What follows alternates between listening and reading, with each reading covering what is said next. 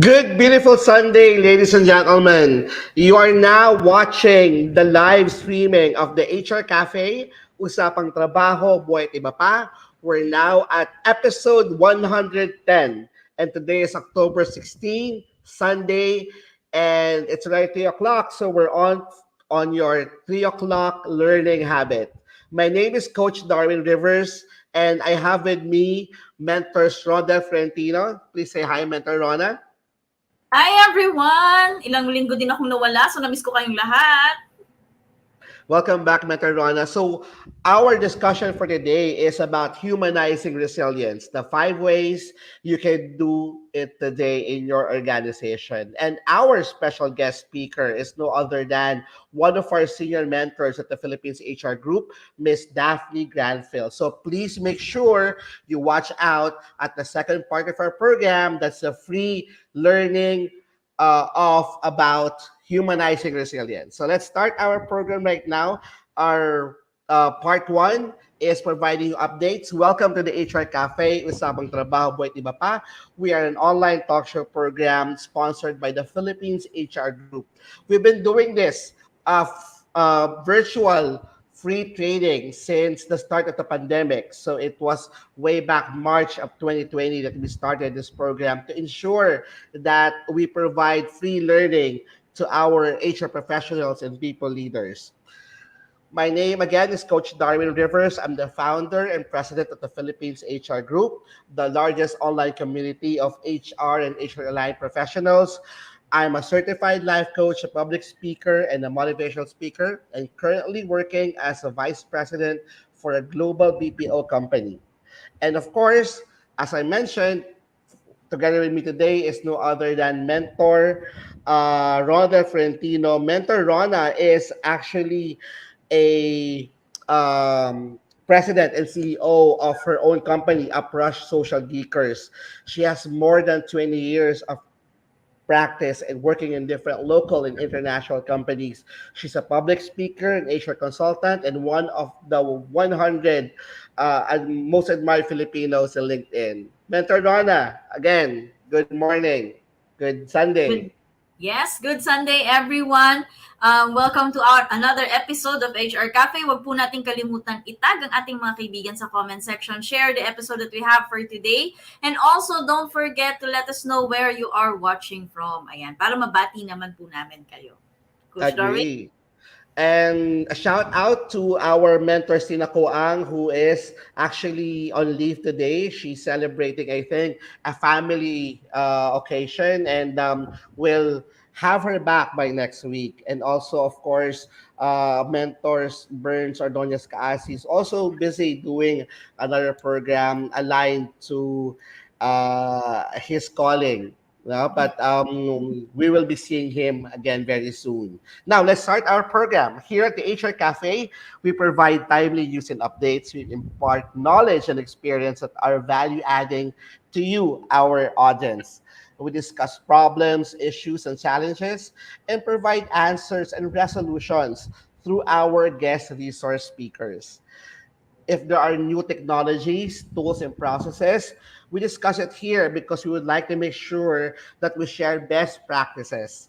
If your company is also hiring, please put it on the comment section and we'll be happy to announce it because the HR Cafe is also a virtual job board connecting employers and applicants.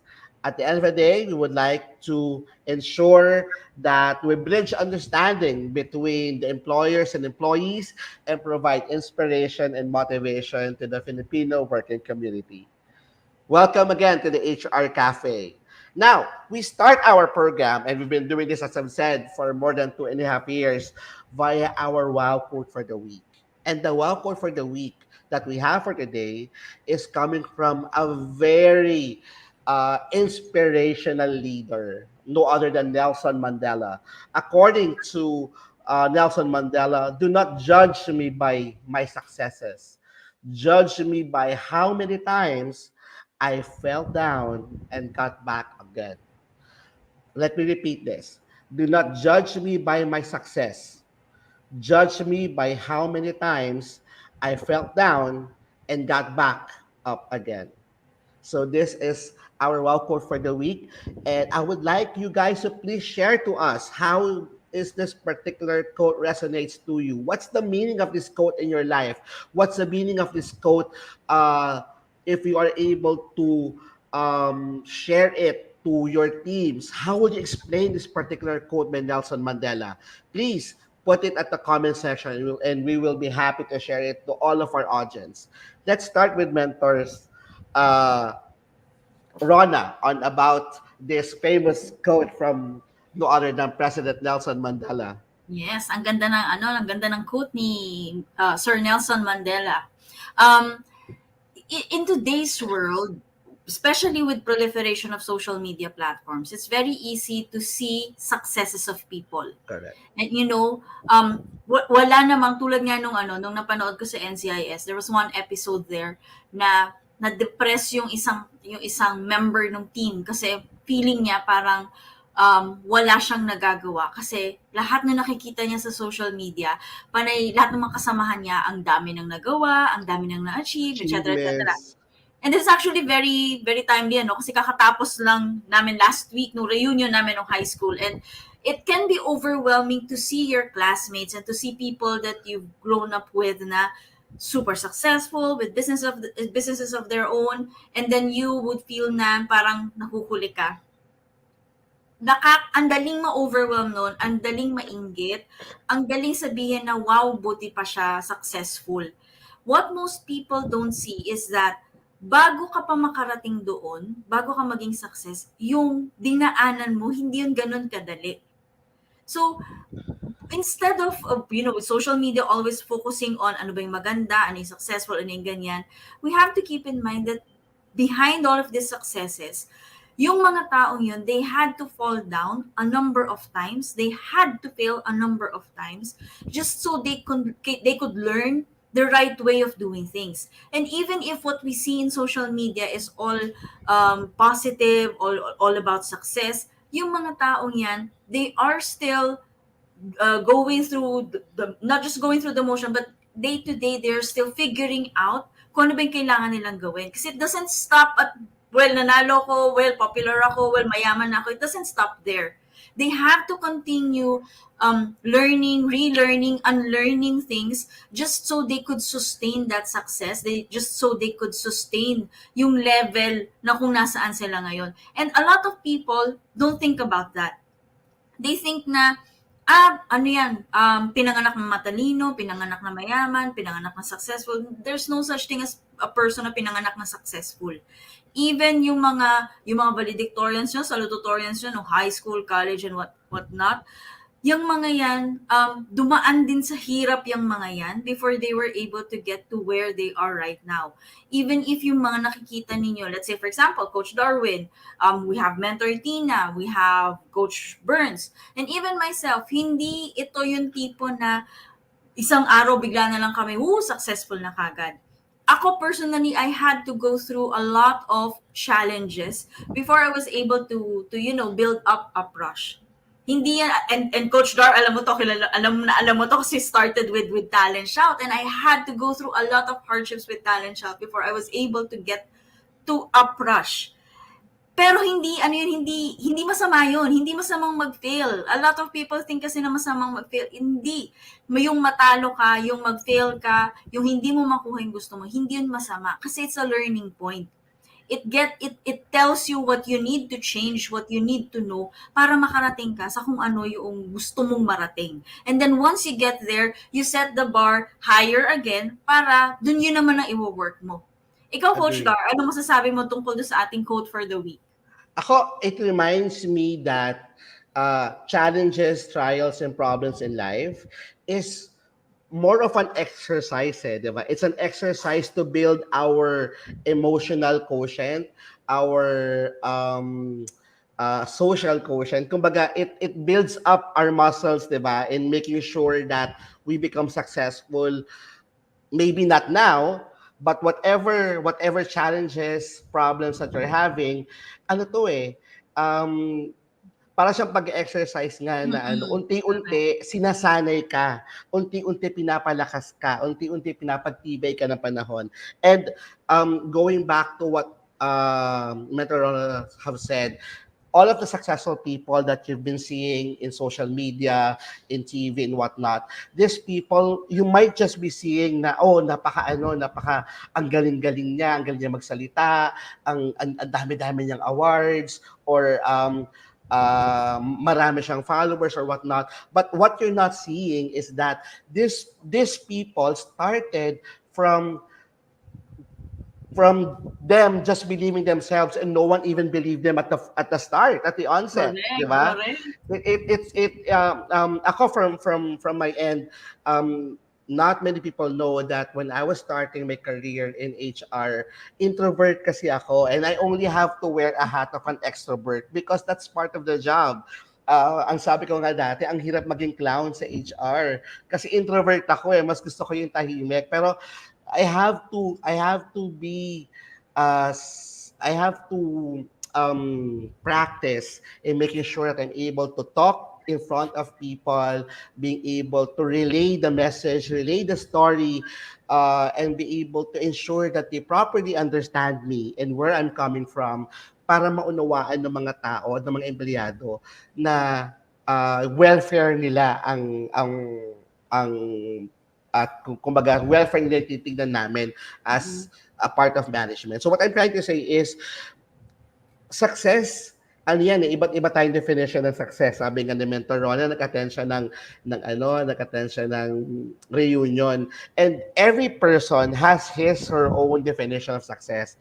But believe me, those successes will not be sweet if you did not come from a place where you are challenged, where you have a lot of trials, where you had a lot of problems. Kasi dun mo lang masasabi na ang sarap maging successful kasi napagdaanan mo to.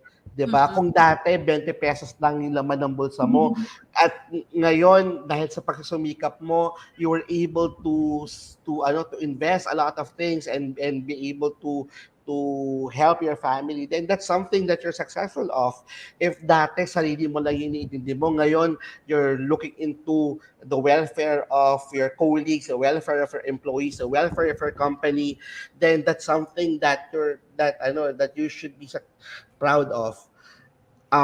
Sabi nga ni Nelson Mandela, it's not your successes that counts. It's the times that you got up after uh, falling down.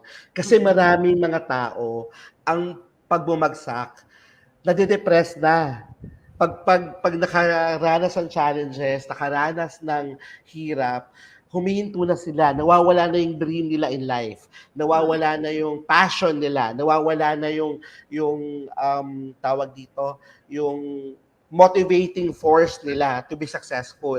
I've known a lot of people who are valedictorians in high school but failed in college.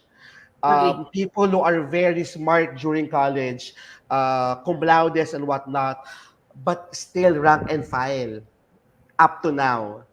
And the difference really is because when they were put into a situation, a very hard situation, they give up. What we're trying to tell you, ladies and gentlemen, our audience is never give up. Challenges, trials in life is just but a stepping stone, building muscles for you to become really successful. And again, having that success sweet. So, let's go to our next. Oh, baka parang may nag-share kanina. Yes, meron. May hugot tayo dito May from hugot. Simon. Simon's sabi niya, I am really relating to this quote. Nung kasagsagan na malaki ang sinasahod ko, napipraise ako dahil mapera ako. Pero ngayon wala na akong trabaho. Even friends ko, di na ma-reach out. Nakalimutan na yung pinaghirapan ko on how to get in here. Kapag umangat ka sa buhay, sasabihin na nagbago ka na. Pero kung wala kang na-achieve, based sa standards nila, wala ka. Kasabay ng pagkawala ng respeto din sa'yo bilang tao. But what I always think is that kahit ano namang gawin mo, mabuti o masama man, may masasabi. Which is ano naman talaga, meron at meron masasabi ang mga tao. So, why listen to But them? is Diba? that important, 'di ba? What's important is Oo. what ako for me, ha, and I think Mentoran would agree. What people would always say a lot of things about you, Mm, but what's important is what you feel about yourself and correct. what the important people that you care for thinks about you. Kasi sila lang naman ang importante sa buhay mo eh, 'di ba? Kaya ako Mm. I don't I there were times that I have a lot of bashers. I mean, it's okay, 'di ba? Oh, oo. It's okay. They criticize, they bash. End of the day, what's important is the love that you're getting from your friends, your true friends, your family, and your understanding of where you stand in life, 'di ba? Mm. Of who you Correct. are in life, 'di ba? Correct. So, Correct. kahit may hugot ka, Simon, laban lang. Laban lang, correct, 'di ba? Laban Meron at lang. meron masasabi yan, pero dun, 'di ba, let them be. Let Hangga't them hindi be. mo inaano yan, basta't hindi mo sila pinapakinggan at kilala mo naman kung ano yung kaya mong gawin. Wala yan, huwag kang magpapaapekto diyan. Kasi Yeah, ikaw and na I'm rin nagsabi, meron at uh, merong masasabi mga tao. correct. We've been seeing a lot of people coming from Rizal, Baguio, Parañaque, a lot of different places, and most of them are students. I'm happy that students are now following our show, Mentor Yes. Rona.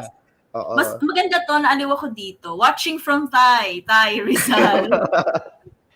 Witty. halata, halata mong millennial yung gumawa eh, no? Okay, so let's go to our next topic, which is the HR question of the week.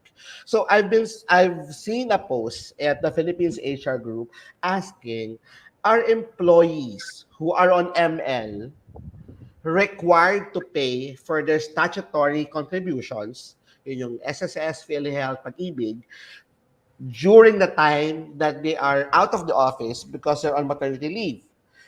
And dapat bang bayaran o hindi? At kung babayaran man, paano ito babayaran? Who will make the payment? Is it the employee or the employer? What's your take on it, Mentor Rana? Actually, na-discuss ito dun sa isang in-depth seminar ni SSS. Yung lately lang na in-depth seminar nila na online. Ang sagot noong nagpa-facilitate is that required na bayaran. Correct. Now, it's either, ang suggestion nila, lalo na kung walang salary differential, kasi sa salary differential siya dinididak eh. Kung walang salary differential, kung pwedeng i-shoulder muna ni employer. Tapos, pag bumalik na si employee, tsaka i-deduct sa kanya pag sumusweldo na siya. So, ganun lang sabi Agree. ni SSS. Pero, kasi yung ating expanded maternity leave law, ang aim din daw noon is to ensure na walang butas yung Correct. contributions. Kasi ang sabi nila, di ba dati ang practice is pag naka-ML ka, wala talagang contributions. Para mo na rin pinipenalize si employee for giving birth. Diba? Correct. Kasi kunwari, meron siyang mga future benefits na gusto i-avail. Like, for example, the retirement benefit. Kulang ngayon yung contribution niya kasi dahil naka-maternity leave siya. So, para i-address yung situation na yun, nire-require na i-make sure pa din na merong contribution, shoulder muna ni employer kung hindi kayang i-deduct yung salary differential, and then i-charge na lang kay employee later on para kahit naka-leave siya, dire-diretso pa rin yung contribution niya. Ang practice namin sa company ever since is this.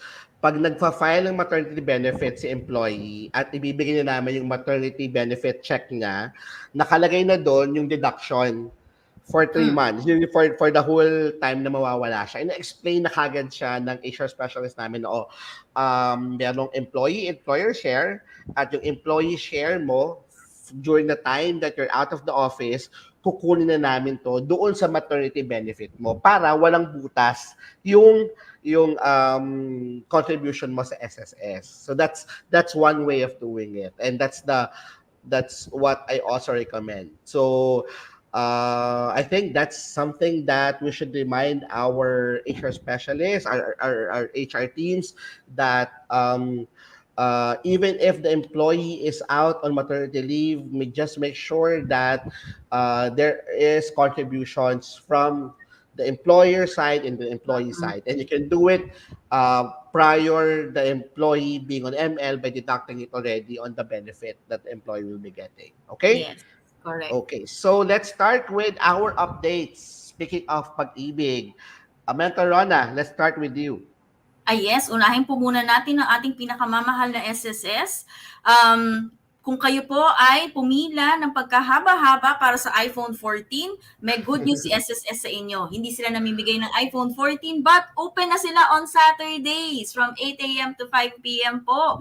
Magandang balita ito para dun sa mga nag-aayos ng kanilang record, sa mga gustong mag-file for condonation, at nagkakaroon kayo ng problema online po, pwede na po kayong pumunta on selected branches pag Saturdays dahil bukas na po ang SSS ng Saturday. Hindi lahat ha, so selected branches lang po.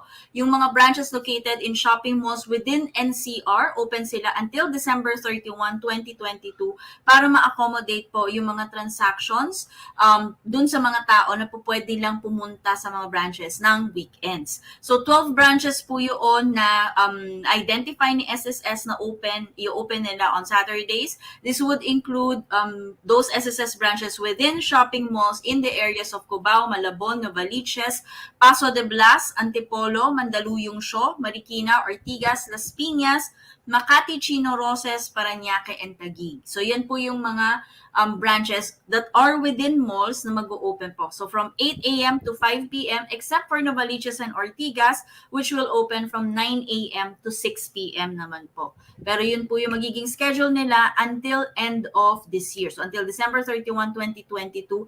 Again, 12 branches lang po ito. So pag pumunta po kayo, for example, sa Makati branch na may JP Rizal, or sa may Buendia, hindi po sila kasama kasi wala sila sa loob ng mall. Yung nasa loob lang po ng malls, ang pupuntahan natin, pwede po kayo mag-visit sa Facebook page ng SSS for the complete list po ng kung sino-sino yung mga bukas on Saturdays. Ayan.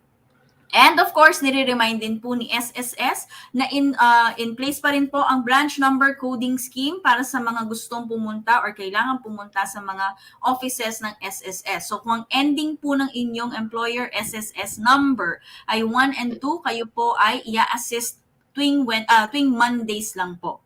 3 and 4 ay for Tuesday, 5 and 6 pang Miyerkules or Wednesday, 7 and 8 is Thursday, and 9 and 0 Friday po yan. So yung branch po ay nagtatalaga po sila ng appointment para sa mga employers or miyembro na naghihintay sa pila para sa susunod na araw in case po na hindi po available or computer down po o hindi po sila online or natapat kayo sa holiday, bibigyan po kayo ng schedule for the following day. Yan po, pwede po yan. So nangyari na po ito dati, I think tumapat ata, April 9 ata, tumapat ng Friday. So, lahat ng transactions for Friday na move siya ng Monday. Okay?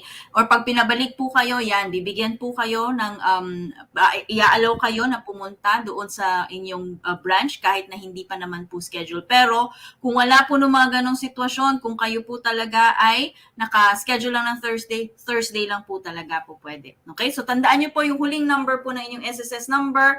Yaan po ang gagamitin na reference para alam nyo kung kailan po kayo i-accommodate. Para sa mga members naman, covered members, hindi employers, mga covered members po, pwede rin po kayong mag-set ng appointment using your online my.sss para mas madali po kayong ma-assist ng branch. Ayan po.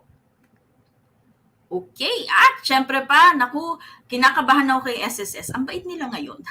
So si SSS po ay nag-open na naman ng condonation consolidation program para po sa inyong mga loans. So SSS is actually giving you one more chance para ma-settle po ang mga loans. Starting October 4, 2022, using your my.sss account, po pwede po kayong mag-avail nung kanilang consolidation program. So yung mga members po na merong past due SSS short-term member loan, tulad po ng salary loan, calamity loan, emergency loan, or restructured loan na hindi na nabayaran, maaari po kayong mag-avail ng kanilang SSS Consol loan starting October 4, 2022. So yung member borrowers ay kailangan na hindi pa nabibigyan ng final benefit. So pag sinabi po natin final benefit, this would include death benefit, yung ating disability benefit at yung ating pong retirement benefit. Kailangan din si member borrower ay hindi pa na-disqualify due to fraud. So kung kayo po ay disqualified due to fraud, hindi kayo makakapag-apply dyan. At dapat kayo po ay merong active my.sss account dahil ang application for this one is done through my.sss online account po. Okay?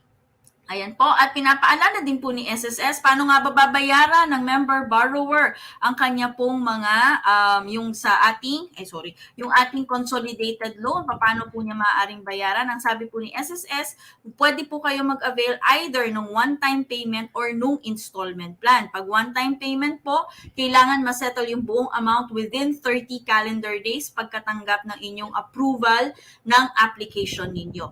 Ang SSS Console Loan ay automatic po na one-time payment pag 5,000 pababa ang kailangan yung bayaran. So pag 5,000 pababa po, hindi na po kayo bibigyan ng option for installment plan, diretsong one-time payment po yan.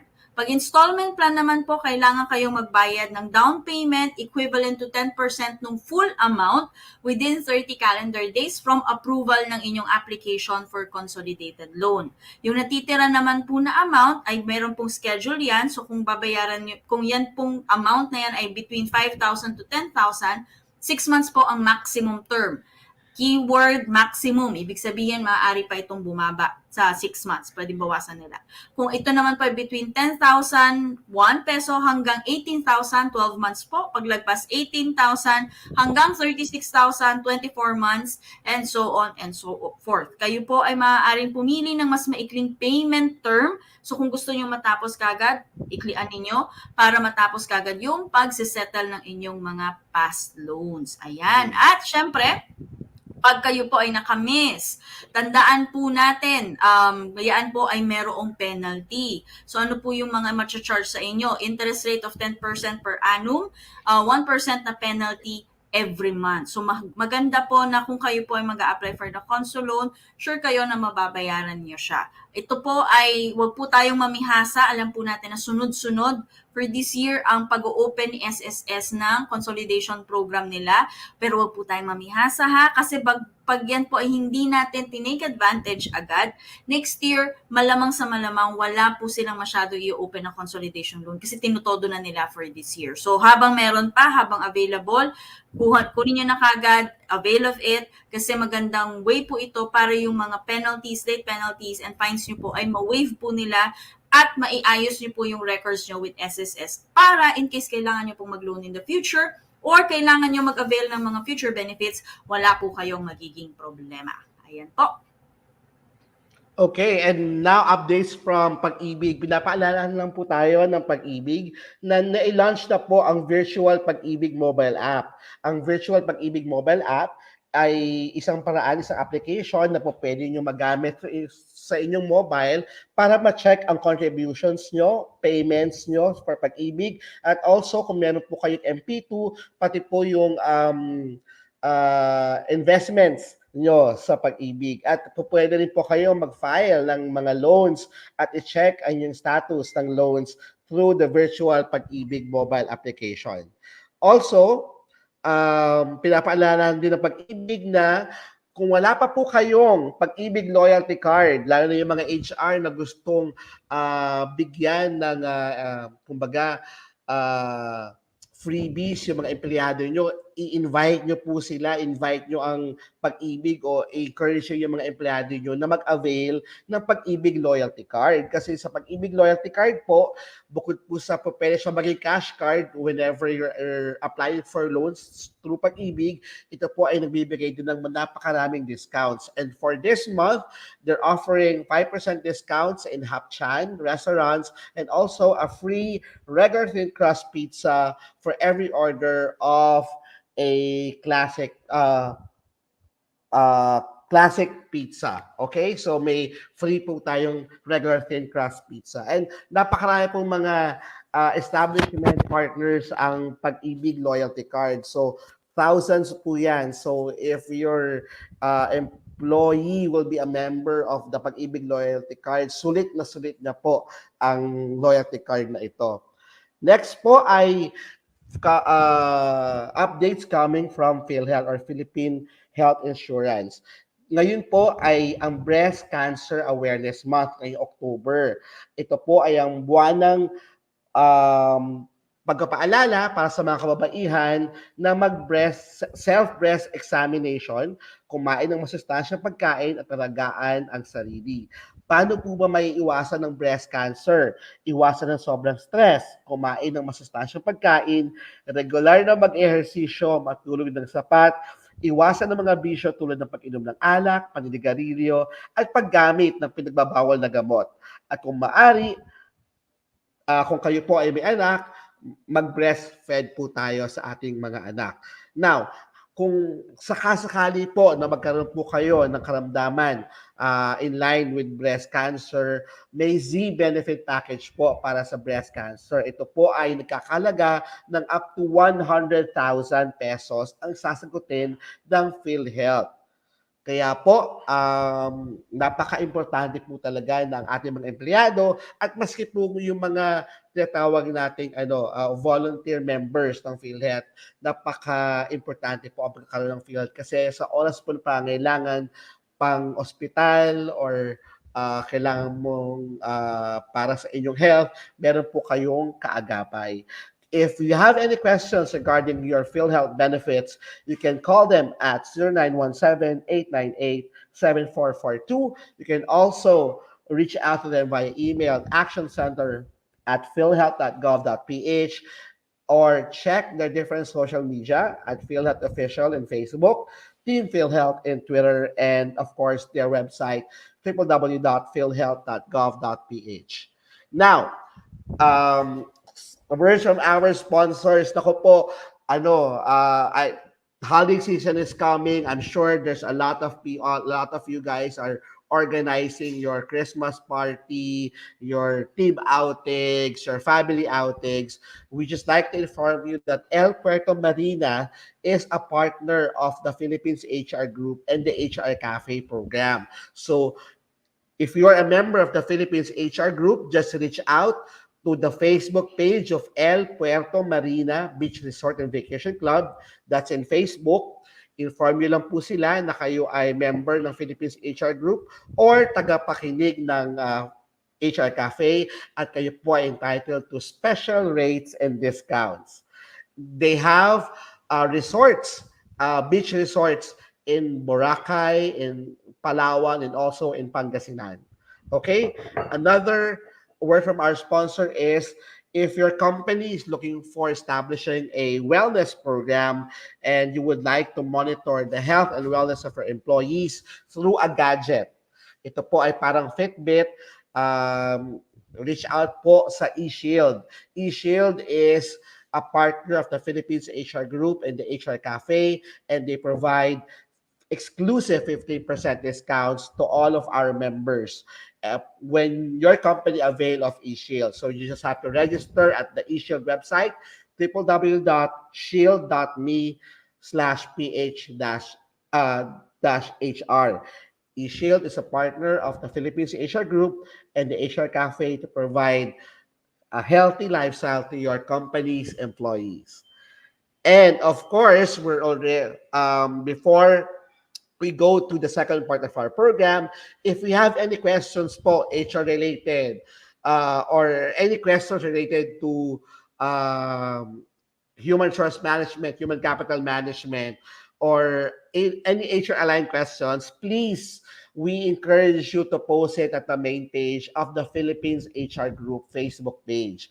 Also, if you're active in LinkedIn, search for us at the groups in LinkedIn. Uh, Search for Philippines HR Group and also add us up in LinkedIn. Also, if your company is willing to sponsor any activities or projects of Philippines HR Group, please reach out to any of our mentors, Mentor Tina, Mentor Burns, and of course, yours truly. Okay? And of course, going to the second part, the exciting part of our program, the free learning of the HR Cafe Usapang Trabaho with Iba Pa. As mentioned, we have a very special guest for today, one of our senior mentors and one of the early supporters of the Philippines HR Group when we started way back mid 2014, 14. 2015, 2014. She's one of the people who said yes and supported us way back then and up to now, a very avid supporter and ally of the Philippines HR Group.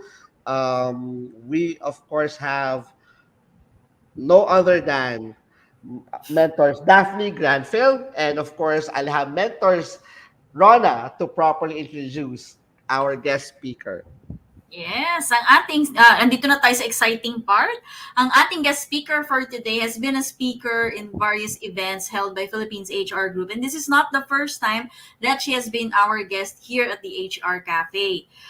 She has been for 30 years, she has been a corporate educator and a seasoned public speaker on a number of topics, including business communication management, technical workplace writing, business English, customer care, professionalism, ethics and values, work-life balance and integration. Ano nga pala, siya ay isa talagang masugid na supporter ng work-life balance and blending. She's also speaker for new normal leadership, sales and after-sales service, as well as behavioral financial. She's a partner consultant of Arriva Academy and is also a partner learning facilitator and coach of John Robert Powers. She is a licensed traditional life investment and traditional life, investment life, and general insurance or non-life.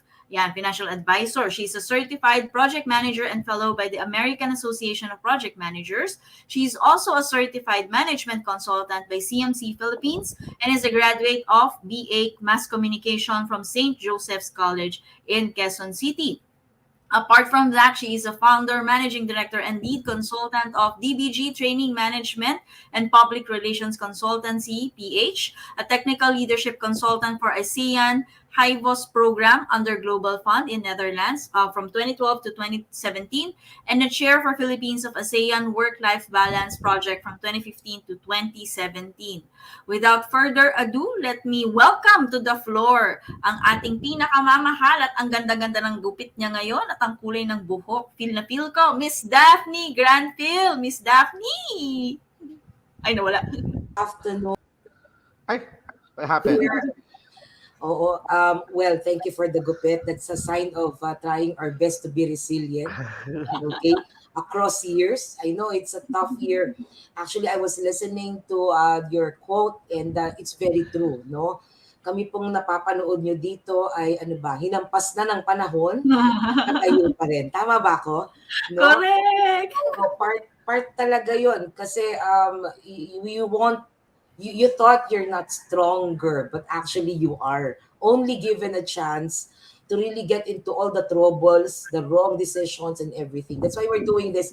Actually, there's so many ways to do resilience, no? And I hope the students, ilang edad na ba itong mga estudyanteng ito? Ang Anong daming mga ang daming taga Tanay Rizal. Gusto ko lang sabihin sa inyo Yes. na ako po yung laking Tanay, hindi ko alam kung ba't napakarami mga taga Tanay na nanonood ngayon. Ngayon, attract mo, Darwin, no?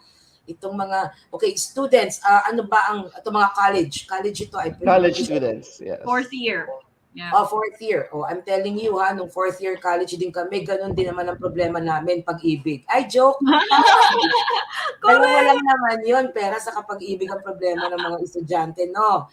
At saka, of course, professor. Wala naman na bago, Miss Daphne. Wala naman na bago. Pero, mas mahirap-hirap ngayon kasi ang dami ng information. Hindi nyo na alam tuloy kung ano ang tama sa mali. Yes, in panahon namin, wala kaming choice kundi kausapin. Harapin. I think so. No? That's a totally different generation we were into. So, nalala ko, Miss Daphne, noong mga panahon natin, yung mga love letters talaga, di ba? Ang galing pa ng pagkakatupi ng mga papel nun, pa nagpapasahan ng love letters. May perfume pa. Kung stalker yan, mali ang spelling ng pangalan mo, ganun. Okay? Yung may edit kayo, chat-chat lang ngayon, di ba? So, it's a totally different thing. But ever since the world began, I think humans are supposed to really embrace resilience. Okay? That's why I think we're doing this. Kasi mabago man sa labas, ang tao pa din talaga ang nagbibigay ng daan kung paano ma-resolve ang mga dapat ma-resolve sa buhay, no? So, that's why And Miss Daphne, your topic is about resilience. We're giving you the floor. Please educate and inform us how can we become more resilient at these times. Okay, sure. Thank you, Coach Darwin and Rona. Thank you so much. Okay, it's kind of tough really to do this talk, no? There's so many ways to do this talk actually para maintindihan natin ang resilience. And those of you who are still in the school, I'm totally sure it's a totally different battle of resilience you're getting into. Kasi palabas pa lang kayo sa totoong buhay. Ika nga, and those who are working already, you are out of school but you are now in the school of life. So that makes it a totally different resilience level that we should be able to thrive from. Ayoko sabing survive lang, thrive from. Lahat tayo gusto nating mag-thrive. Okay. So I had to put this title Humanize kasi because of technology also sometimes it's true. I was listening to Rona kanina na on the social media, you wouldn't know who are needing help because everybody's really doing the selfie with the happy face and smiling face, but deep inside everyone is bleeding. Do you agree? Please type 1 if yes, and 2 if not really. Do you agree that you too have crosses to bear in life? Sige nga, paki chat nga dyan kung meron kayo niyan. I'm pretty sure lahat naman meron, no? It's not always a happy and a manageable life every day. So I'm doing this talk, okay, 5 ways. And basically, ito yung mga madalas na sigurong napag-iisipan natin. Okay, may nag-agree na sa akin. Kahit na ako naka-lipstick dito at magandahan hair nako ha. You know, it's tough for me to do this talk because last Wednesday, I lost my dog, my fur baby, nakasama ko for 12 years. O parang baby ko na yun, no? So, that the day after that, you know, I have a talk, but I decided not to pursue with the talk because at the end of the day, I have to fill up my resilience bag again. Okay? Kasi yun ay change. It's total change, no? Pag nawala ang isang bagay na mahal mo. So sabi ko when I was doing this, it has to be really practical. And I think the humanized term there is very, very important to live by. Kailangan ginagawa. Hindi lang sinasabi, oy friend, resilient ka kasi dapat resilient ka. Madali lang pong sabihin yun. Pero hindi natin alam ang pinagdadaanan ng bawat isa. Sa totoo lang, hindi natin alam. Lahat ng dumadaan sa buhay mo ay may pinagdadaanan. May hugot agad. Sorry naman. Pero gano'n naman ang life, di ba? Lahat may pinagdadaanan. So, allow me to give you 5 ways. But before that, please click. Okay, let's go to the next slide. Okay, let me do that. There. Okay. So, we know that, you know, I don't know if you know this movie. It was told to me by my children. Mom, there's a new movie, Megan. Ano ba ito? I don't know if you know this movie already, pero madali nyo na lang, i-google nyo na lang. Okay, or you go to YouTube to see the trailer of the Megan movie. But for all I know, the storyline goes like this. Siya ay may isang bata na nawala ng parent. So, very endearing yung tita. The tita is working in a toy store, in a quite advanced toy store, I shall say, that she developed this prototype of Megan. So, it's an AI. Okay, it's a robot. But in life, you know, with what's happening right now, it's creepy as they are. If you watch the film, it's actually thriller because Megan went out of control at some point. So, hindi ba we're trying to humanize robots? Okay, nowadays, mga robots natin ngayon, di ba? If it can walk like a human, talk like a human, feel like one, okay, pero ang mga tao niro-robotize natin. Ayaw nating sabihin, masyado kang mahina. Ayaw nating aminin na ikaw ay may problema. Last Wednesday when my dog passed away at 3 a.m., on Thursday, I said, I'm not gonna do the talk. I need to be vulnerable. Meaning to say, I'm giving way for that pain to wear out. Kasi kailangan iniiyak. Now, listen to me. You are not authenticating your pain, okay, if you are not really recognizing that you are in pain. That's one thing that will not help you become resilient. So you are not an AI like Megan. You know that the emotion itself has to be nurtured. Dito na pumapasok ang mga mental health issue, no? Sometimes we try to really keep it to ourselves and telling ourselves we're just okay. But how and when will you listen to that emotions you are trying to always keep? Kaya nung Thursday, hay nako, buti na lang hindi Thursday ang ating session kasi magang-magana ang mata ko. But I just have to really blurt it out and recognize that I am in pain and recognize that, you know, this too shall pass. Okay? So that's humanizing. It's authenticating na ikaw ay tao. You can never be Superman. You can never be a perfect person because that is not your job. That's the Lord's job. Your job is to progress amidst the imperfection. Okay? But again, it's very important and healthy to authenticate, okay, what we feel inside, especially in moments that is challenging. Okay? Now, let's define naman ang resilience. Yan, in Tagalog, para madali, katatagan. Okay? According to Maya Angelou, I can be changed by what happens to me, but I refuse to be reduced by it. Kung ano man ang mangyari sa paligid ko at maraming nagbago ng pandemic, maraming tinuro sa atin ang lockdown. Okay? May mga kanya-kanya tayong kwento, but it boils down to one. You have to stand up. You have to acknowledge that things have changed already around you.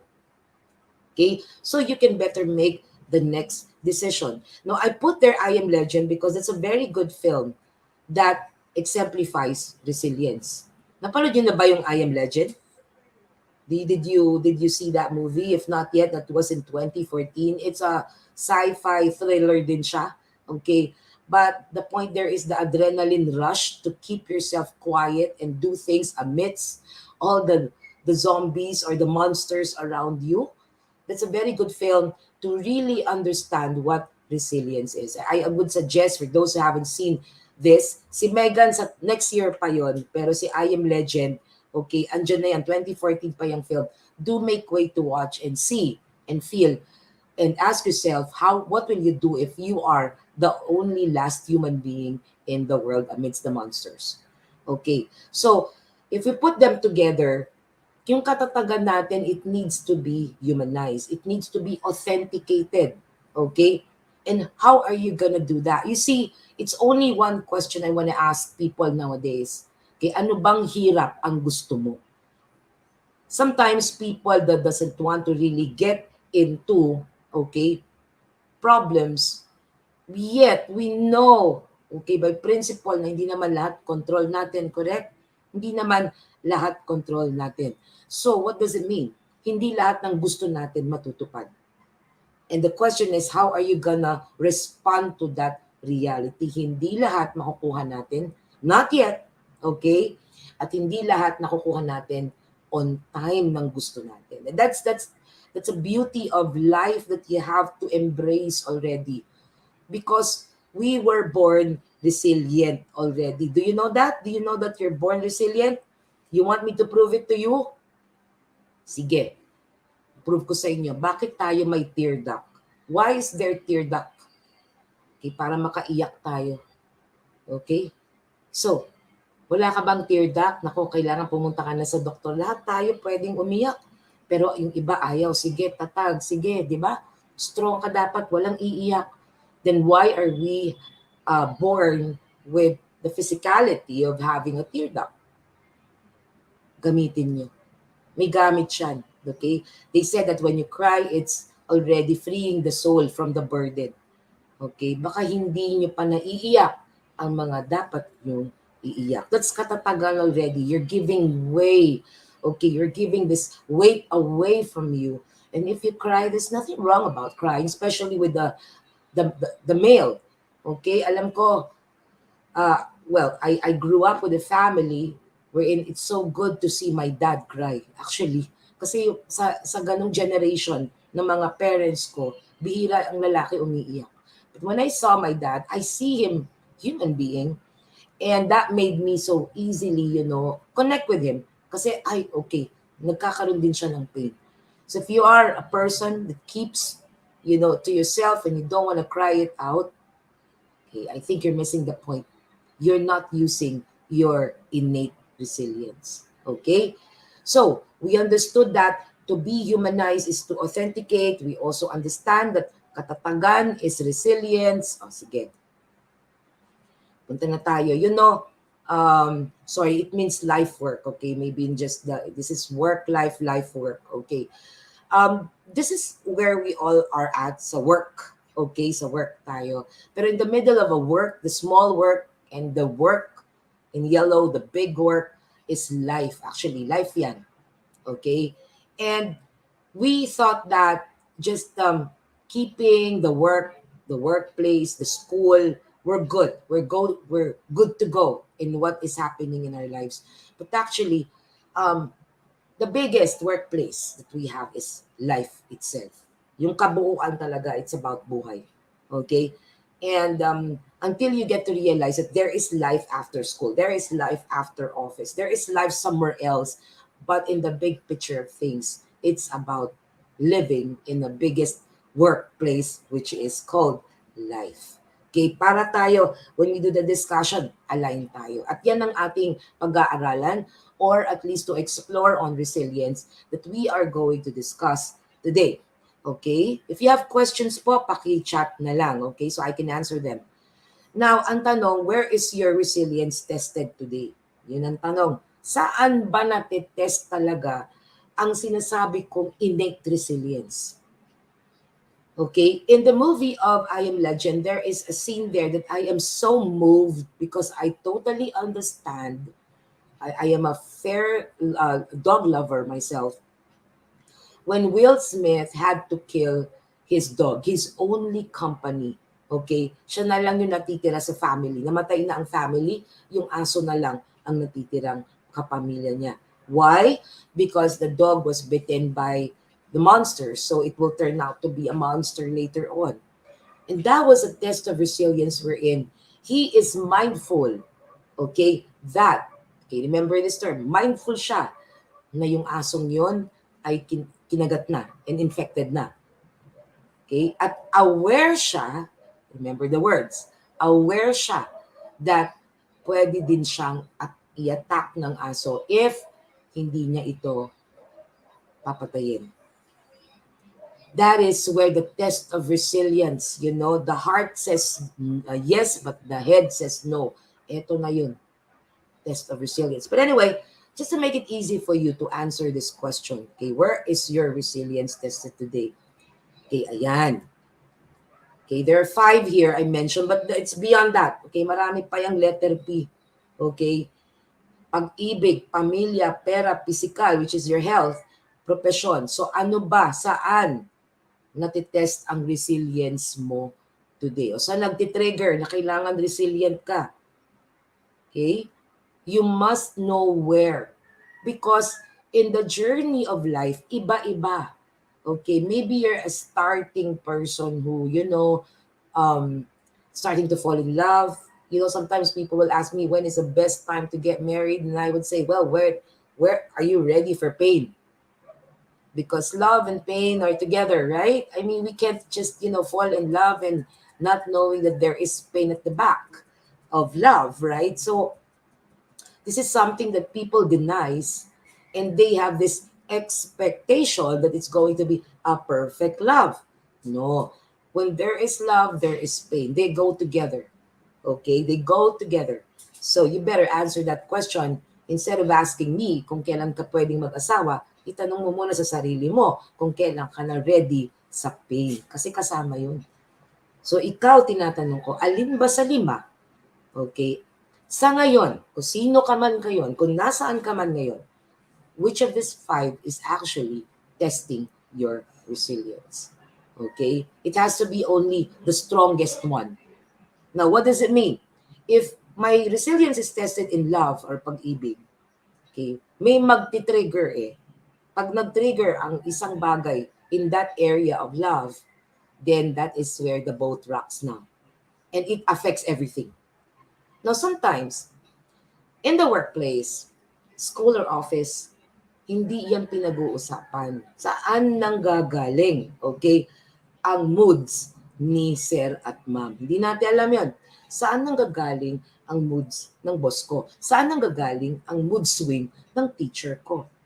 Now, these are also human beings that they also go through a lot of things in life. Of course, we don't talk about it because it's not probably a proper time or probably hindi lang na itatanong. That's why the shared resilience is really, really very important. Saying, kamusta ka na, is just 2 small words. And it's so nice that somebody asks you, how are you? As in, how are you in its most authentic form. Okay? You wouldn't know. Hindi mo alam, but yung kaklase mo, ganito ang kanyang uh, way of treating you right now. O kaya, of course, your workmate, probably, meron palang dinaramdam, meron palang sakit na tinatago lang niya sa iba. Okay? Now, I'm asking you, you have to answer that today. Where is that resilience already being tested? Okay? Siyempre, this too shall pass naman. But I hope that the way for you to gain resilience, to humanize it, is to recognize this is not just about, finding ways how to let go of everything. And, hindi ko na lang if-face ang problem. The more you do not face your problem, okay, the more it becomes bigger. And, the snowball effect, and then after 20 years, you're still carrying it. So, anong ibig sabihin nun? Hindi ka na makamove forward. And time is of element in life. So, I got this, and I think this is what I really wanted to tell you, that in the most difficult moments you are in, it is an opportunity. You have to ask yourself, what am I learning from this? Okay, this problem. What good will this problem give me? There are problems that are good problems and bad problems. Okay? When you say good problems, there is an advantage at your end doon sa problemang dinadaanan mo. But, of course, problem by connotation is always negative. Pero pag bad problem, ikaw yung nasa disadvantage point of view. Kaya perspective is very important. But in all difficult moments, it is an opportunity to solve a problem. Kung hindi mo nga na maalam problema, ano solve mo? Di ba? Kung hindi mo naman siya na-identify na problema. So what is there to solve? So to reset and determine who you want to be or who you really are. So it's only us who can shape life. And like I said, talking this way to you right now, it took me like, 30 years? Okay, o since college, sama pa natin yung college. Okay, of course I don't talk this way. Okay, some of you may be what you call introvert. Okay, but I am not an introvert. I'm an extrovert. Okay, but not all kahit extrovert are not likable. All right, so it's a matter of being also sensitive on when you use that kind of personality. But in all honesty, everybody has an opportunity to make things better because we all go through problems. Okay, go to the next slide. Now, I don't know if you're a Dr. Seuss, but cartoon siya, book siya actually in the, God, I'm not pretty sure if you guys were already alive at that time in the 1970s, 60s, 70s. It's an American book. The beautiful thing about Dr. Seuss is that siya yung cat in the hat. Sorry, I don't have his picture here, but you can Google to know. Okay, it's a cartoon, all right, but it talks about very wise things about how to handle life and how to handle yourself. And I agree, sometimes the questions are complicated. Komplikado ang tanong, pero actually, yung mga sagot, simple lang. Minsan naghahanap tayo ng mas komplikadong sagot. I tell you, resilience is not rocket science. It is not rocket science because you already have it. Okay? You already have it. And it's by nature innate. It's just that some people weren't able to reach out to their resiliency or resilience. Okay? For this matter, let me, make this 5 ways by putting you in a scenario. Ito yon, the first scenario. Siguro mas maintindihan natin the 5 ways if we use scenario. For example, when I don't know what I want, I don't know. Do you already know what you want in life? Yes or no? Sige, i-chat ninyo. Do you already know what you want in life? Kasi ito yung mga isa. Okay na tahimik lang ang tao, ngiti-ngiti, kasama mo. Okay? But do you actually know what you want in life? No, if you don't know what it is, and suddenly you felt like yung kwento kanina ni Rona na, ba't yung iba alam na nila? How do you know na yun yung gusto nila sa buhay? Hindi naman napagkikwentuhan yan. When I don't know what I want, and you're ready to know it, Of course, you have to find it. Okay, you have to find it. Okay, let me give you a way to do that. I want you to be honest with yourself. Are you A, B, or C today? Kung sino ka man, kung nasan ka man. Okay, so whatever you have, are you A, B, or C? Because this is very, very important. At times, passionate naman ang Filipino eh. Talentado ang Pilipino. Okay? No? Talentado tayong lahat, pero hindi nagko-connect sa mas malaking dahilan. Minsan. And, if you're a person full of passion, and only sticks up to passion, madali kang ma-burn out. Really. Okay, I give an example. Right. When I was younger, so much younger than today, alam niyo yung song yun, hindi niyo yata alam yung song na yun, okay? I used to sing. I started singing. I'm a professional vocalist in a band, live entertainment music, okay, age 19. And that's my passion, singing, right? Until age 40, I came out with my 40 na ako. I came out with my own band, and we're doing the live events in corporate, okay? But, it came to a point wherein I had to really think because 2 years after the band was harmonizing very well. Enjoy, di ba? I mean, you go to parties, you're singing, nakaka-relax kumanta, and binabayaran ka. Correct? But at some point, when my guitarist, we're a three-piece band, okay, one pianist, one guitarist, and me as the vocalist, and we all sing, um, suddenly left. Okay, he had a heart attack in his sleep. Okay, so there's nothing to question about it. Kinuha na siya ni Lord. All right. Then I had to think again if I should continue getting a replacement. And I realized that one thing that's so hard to replace is the harmony I had with the band. So I had to think again, okay, if I should continue or not.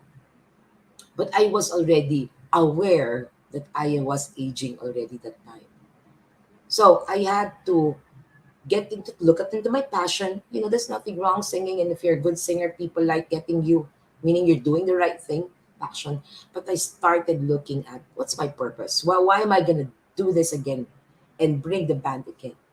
Because this two should be connected. Anong ibig sabihin nun? Sige, ito yan. Kwentuhan ko kayo. Conviction kasi pag tinawag ang purpose. Conviction. What do you convict yourself today? Do you convict yourself to graduate?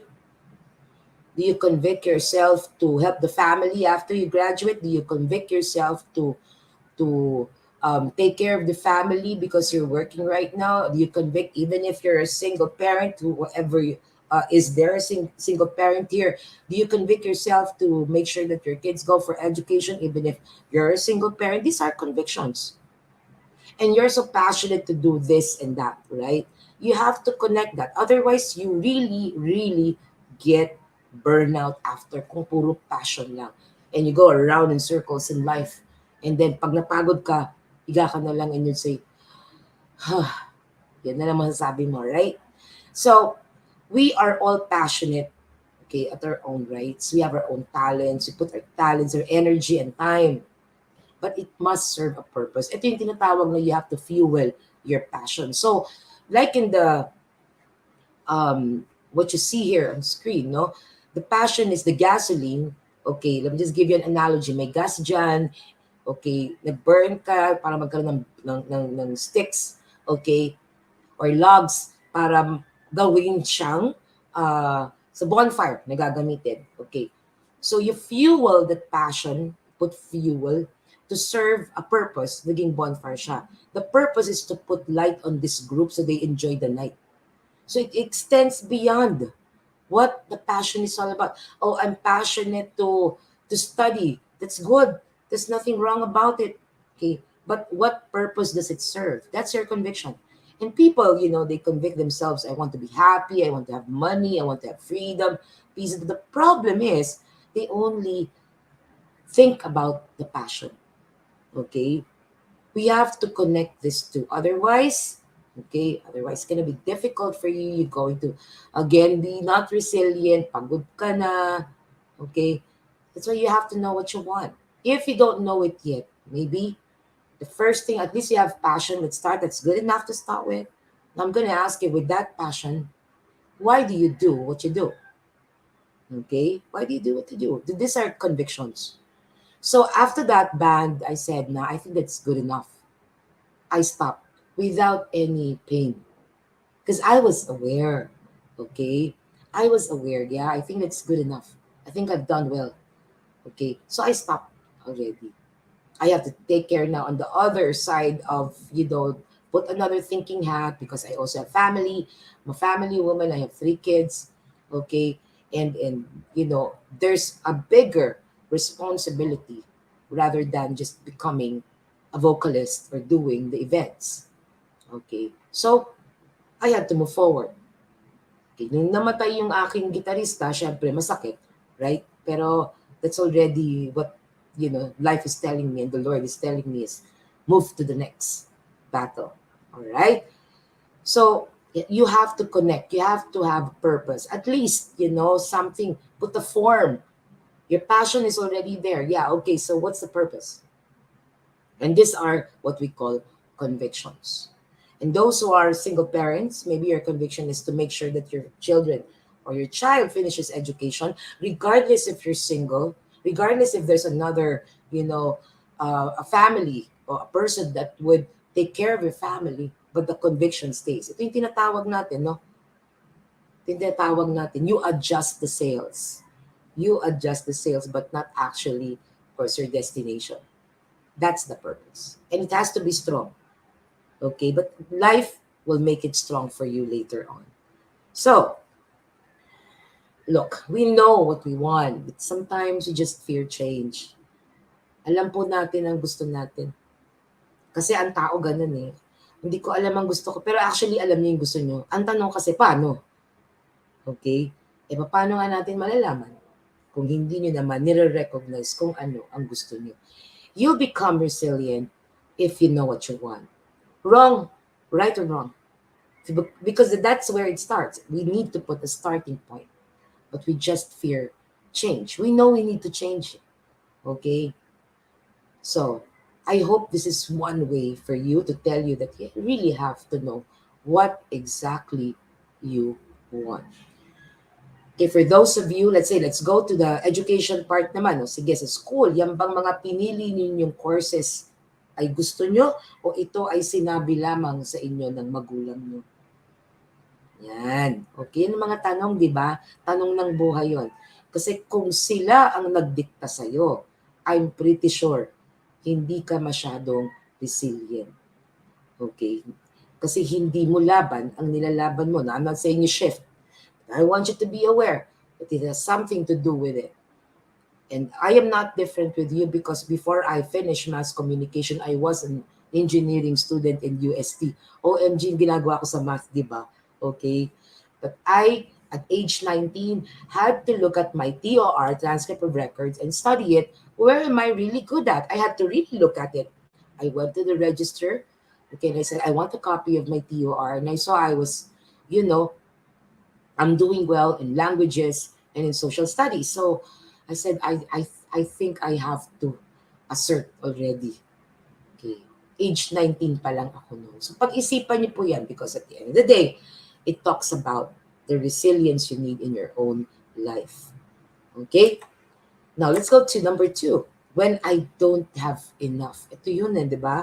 Money. I don't have enough. Money, especially money. Okay. You see, the times have changed after 2020. Alam naman natin yun, di ba? Times have changed. Now we have a new government. But if there's one thing that didn't change across time is, of course, the money-making and moving lifestyle we have in Filipinos, in us. I'm not pretty sure if some of you are in the cycle of the rat race, but this is a pointless pursuit. Like, okay, so you're employed, you have work, and then there's payday, and you started paying bills, and then shopping time to reward yourself, and then no savings again. So, anyway, may 15-30 naman. Okay, so pwede pa akong mangutang kasi may trabaho pa ako. Until it becomes, a cycle. It's a pointless pursuit. This is one thing Again, you are mindful that you are employed. You are mindful that things can change again around us. Would there be a lockdown? How do I know? It happened already. So is it possible it will happen again? Of course, it can happen again. And it can happen that, the company will close down.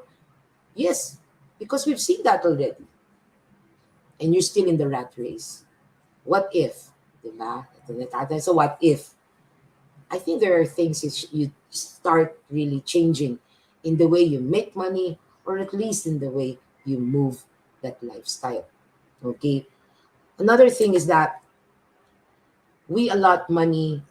We have our own mentality on how we're gonna manage money. Okay, ano bang difference? Pag binigyan kita ngayon ng 1,000,000, okay, at 500,000. Oh, wow. That's a huge amount. Probably I'll, go out first. Of course, it's fun. Wala namang masama doon.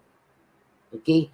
But making money and moving money is our responsibility. And money is the source of mental health issue. But I think you should also start bringing in resiliency, okay, or resilience in how you allot money as your lifestyle. O sino dito ang letter A, B, and C? If you are letter A, okay, that's the poor mindset. The B is the millionaire mindset. And the C is the multi-millionaire mindset. So, what does it mean? Okay, may choice naman pala eh. Tiis ganda, hindi ba? Ayaw ng Pilipinong mag-save. That's why we know in 2020 lockdown, many got sick, not just physically, also mentally, emotionally, and started going around friends. But the good news is, okay, life is balanced. The good news is everyone started really seeking help. Because that's another issue with resilience. Hindi tayo humihingi ng tulong. Kailangan solid to. Okay? Kailangan to malakas. No, hindi tayo humihingi ng tulong. Alam niyo ba na pag tayo ay natutong humingi ng tulong in good faith, mas nagagamit natin ang resilience sa maayos sa pamaraan. Okay?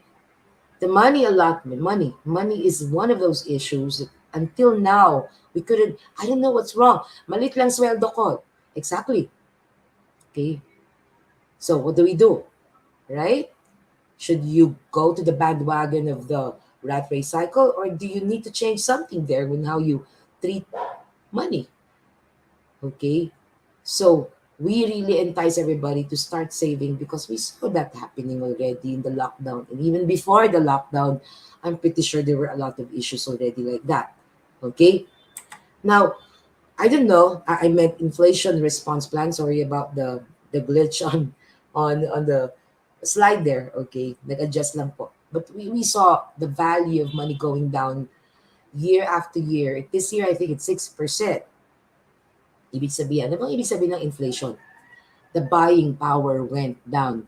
Yung presyo ng piso mo, siguro mga 60 cents na lang. Ano ba? Okay? Gano kalakas ang piso mo? Kaya the dollar is going up. OMG. Magsi-60 na daw according, to some people I've talked to here. Okay, magsi-60. Anong ibig sabihin? Lumalakas na ang dollar against the peso. So bumababa ang buying power. Saan naabot ang 1,000 mo? Meron ka bang plano about it? Hindi ka nawawalan ng pera dahil maliit ang sweldo mo. Okay, nawawalan ka ng pera kasi lumiit ang buying power ng pera mo. All these things. Now, I hope this information would add up more resilience to you. Okay, you are mindful of money making. Good. I have a good high-paying job. Good. Okay. But, it's not enough to just get something or make money. Okay? So, the Filipinos must learn to sustain by having also the income. Okay? When right now we're all our living burning rate, ito yung monthly mo, okay, na ginagamit mo active. Kinukuha mo yan sa active pero dapat may bumukas din na passive source and the portfolio source. Anyways, what I'm trying to say is, it's like a bicycle. Imagine your bike would only have active income and there's no wheel, okay, at the back of the bike. Mabigat, di ba?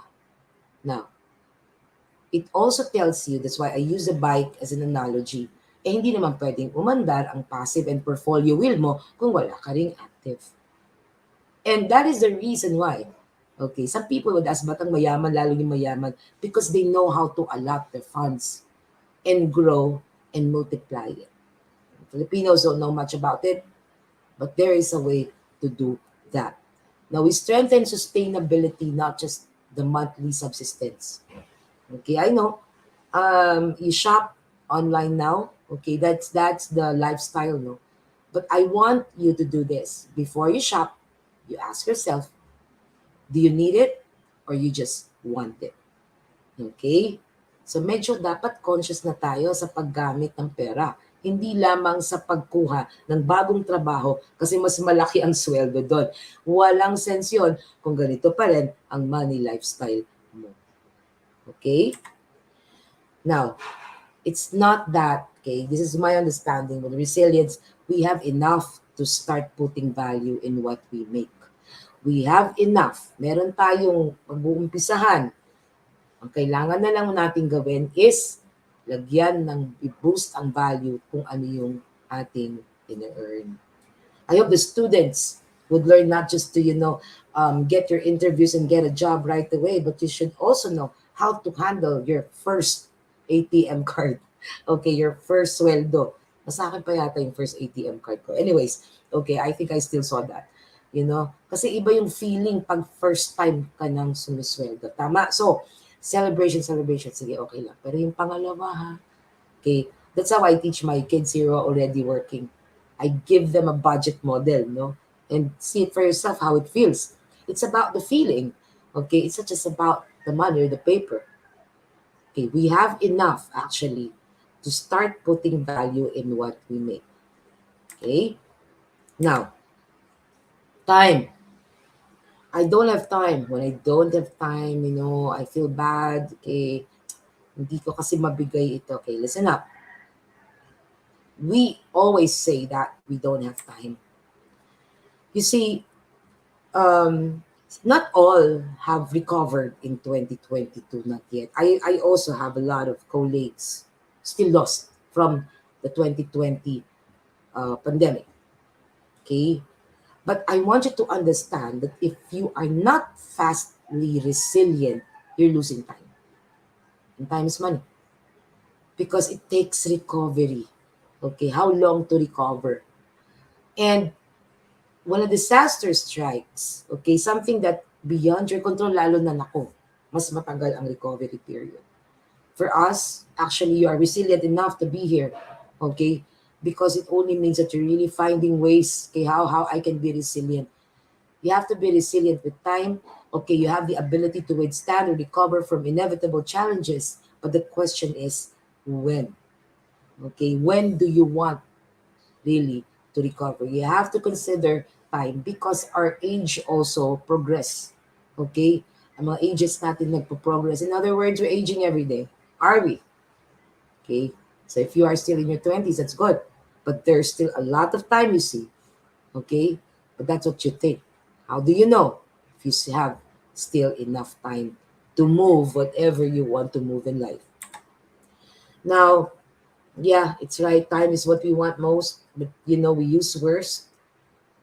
So be careful about it. Okay? Ito yung isang bagay, kahit i-time manage mo, kung wala ka naman ding purpose at ginagamitan po palang passion lang, you still waste time. I want you to see the connection now.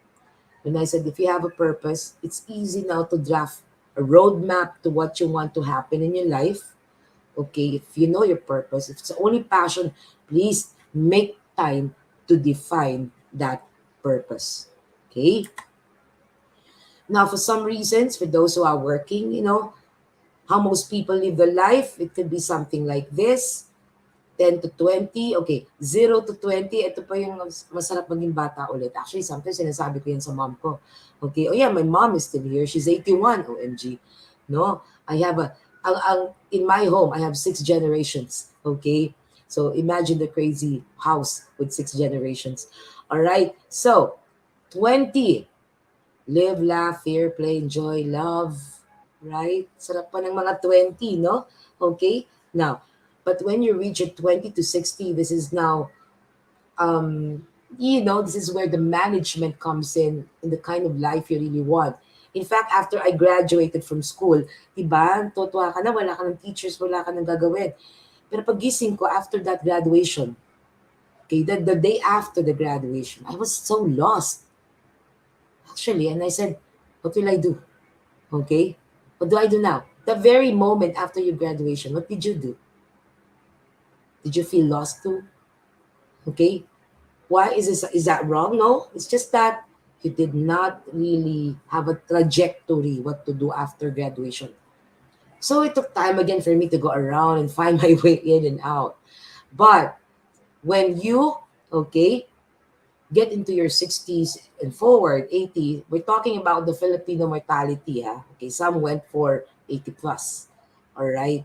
And imagine the number of years we are using to move that conviction you are thinking about. It's only around 40, okay, 40 years. 20 years of studying, 20 years of getting into retirement, and 40 years of working. So how many years more to go?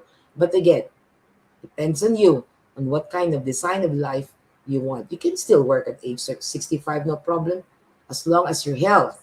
Remember, age is not just a number. It is not. It's about the energy.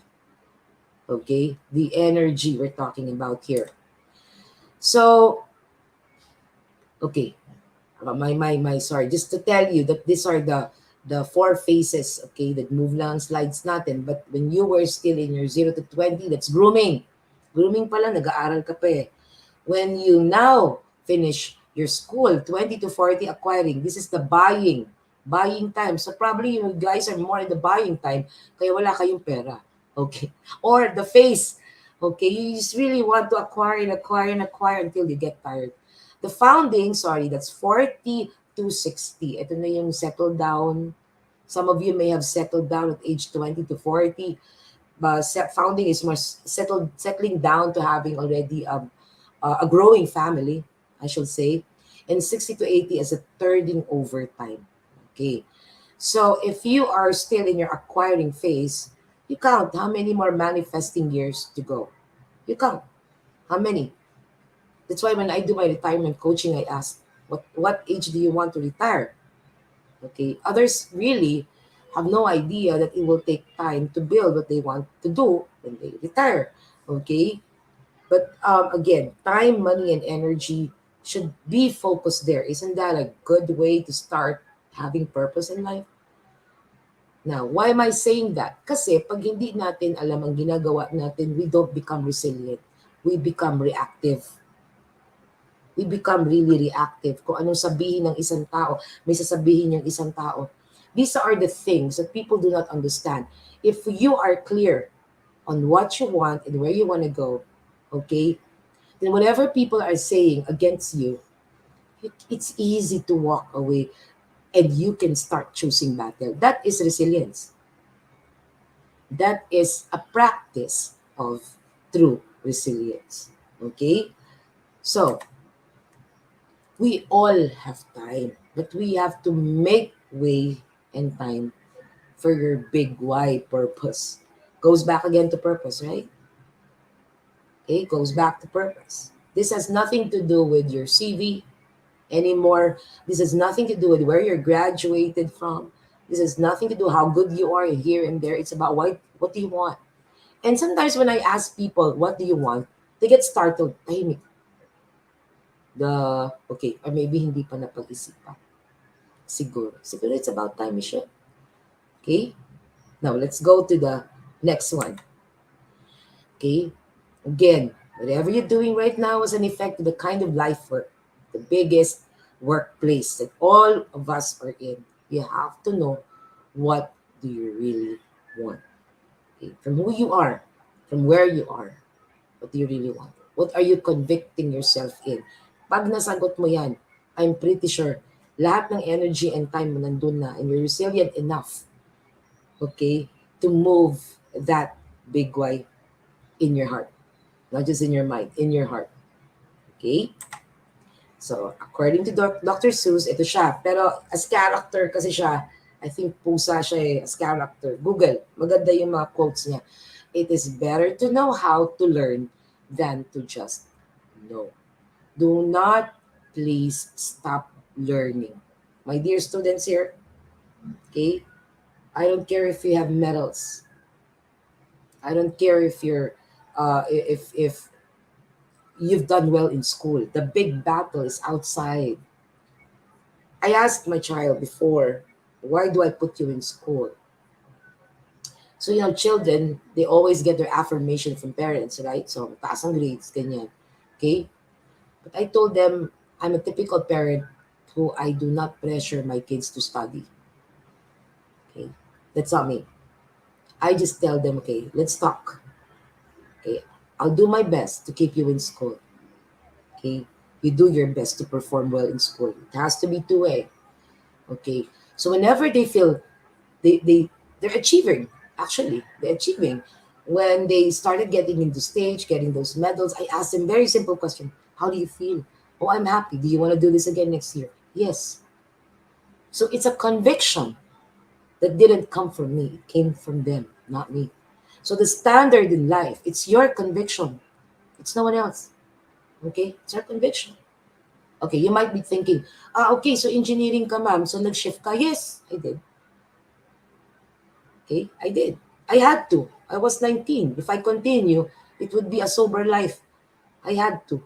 Although my parents wanted me to finish engineering kasi ang mga magulang lang naman ang gusto sana malaking kita. Tama? Kaya ka nandyan. Okay? Ganun din naman sinabi ng mga magulang ko nun. Okay, mag-aral ka mabuti para maganda buhay mo. Hinahanap ko pa yung magandang buhay. Diba? Nag-aral naman ako mabuti. You see, okay, it's only you who can define that life. It's only you who can see it. Okay, so it's only you who can move it. Right? Okay, let's go to the next. It's good that you know what you're building because, this is what we're trying to tell Filipinos. Okay, we love to put and build and things, but the first thing you need to do is to really start protecting what you have, and that is yourself. Protecting what you can still protect. Because events in life, there's if in the middle, it can happen, it may not. The thing with Filipinos, we love the drama. Um, the papaano na kami portion when somebody passes away. If you are a breadwinner here, I think you should learn how to build that protection before you start accumulating things. Because we have no control in life. Okay? We had never had, our control was actually tested during 2020, right? Okay?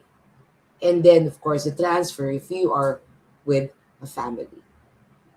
And these are the things that we don't talk about, but it's like, getting into something na dapat ngayon mas marunong ka na compared sa kung sino man ang nagpalaki sa'yo. You see, it's very true that in Philippines we have so many sandwich generation. Have you thought about sandwich generation? Okay? Sandwich generation. I was listening to millennials and those who are younger, of course.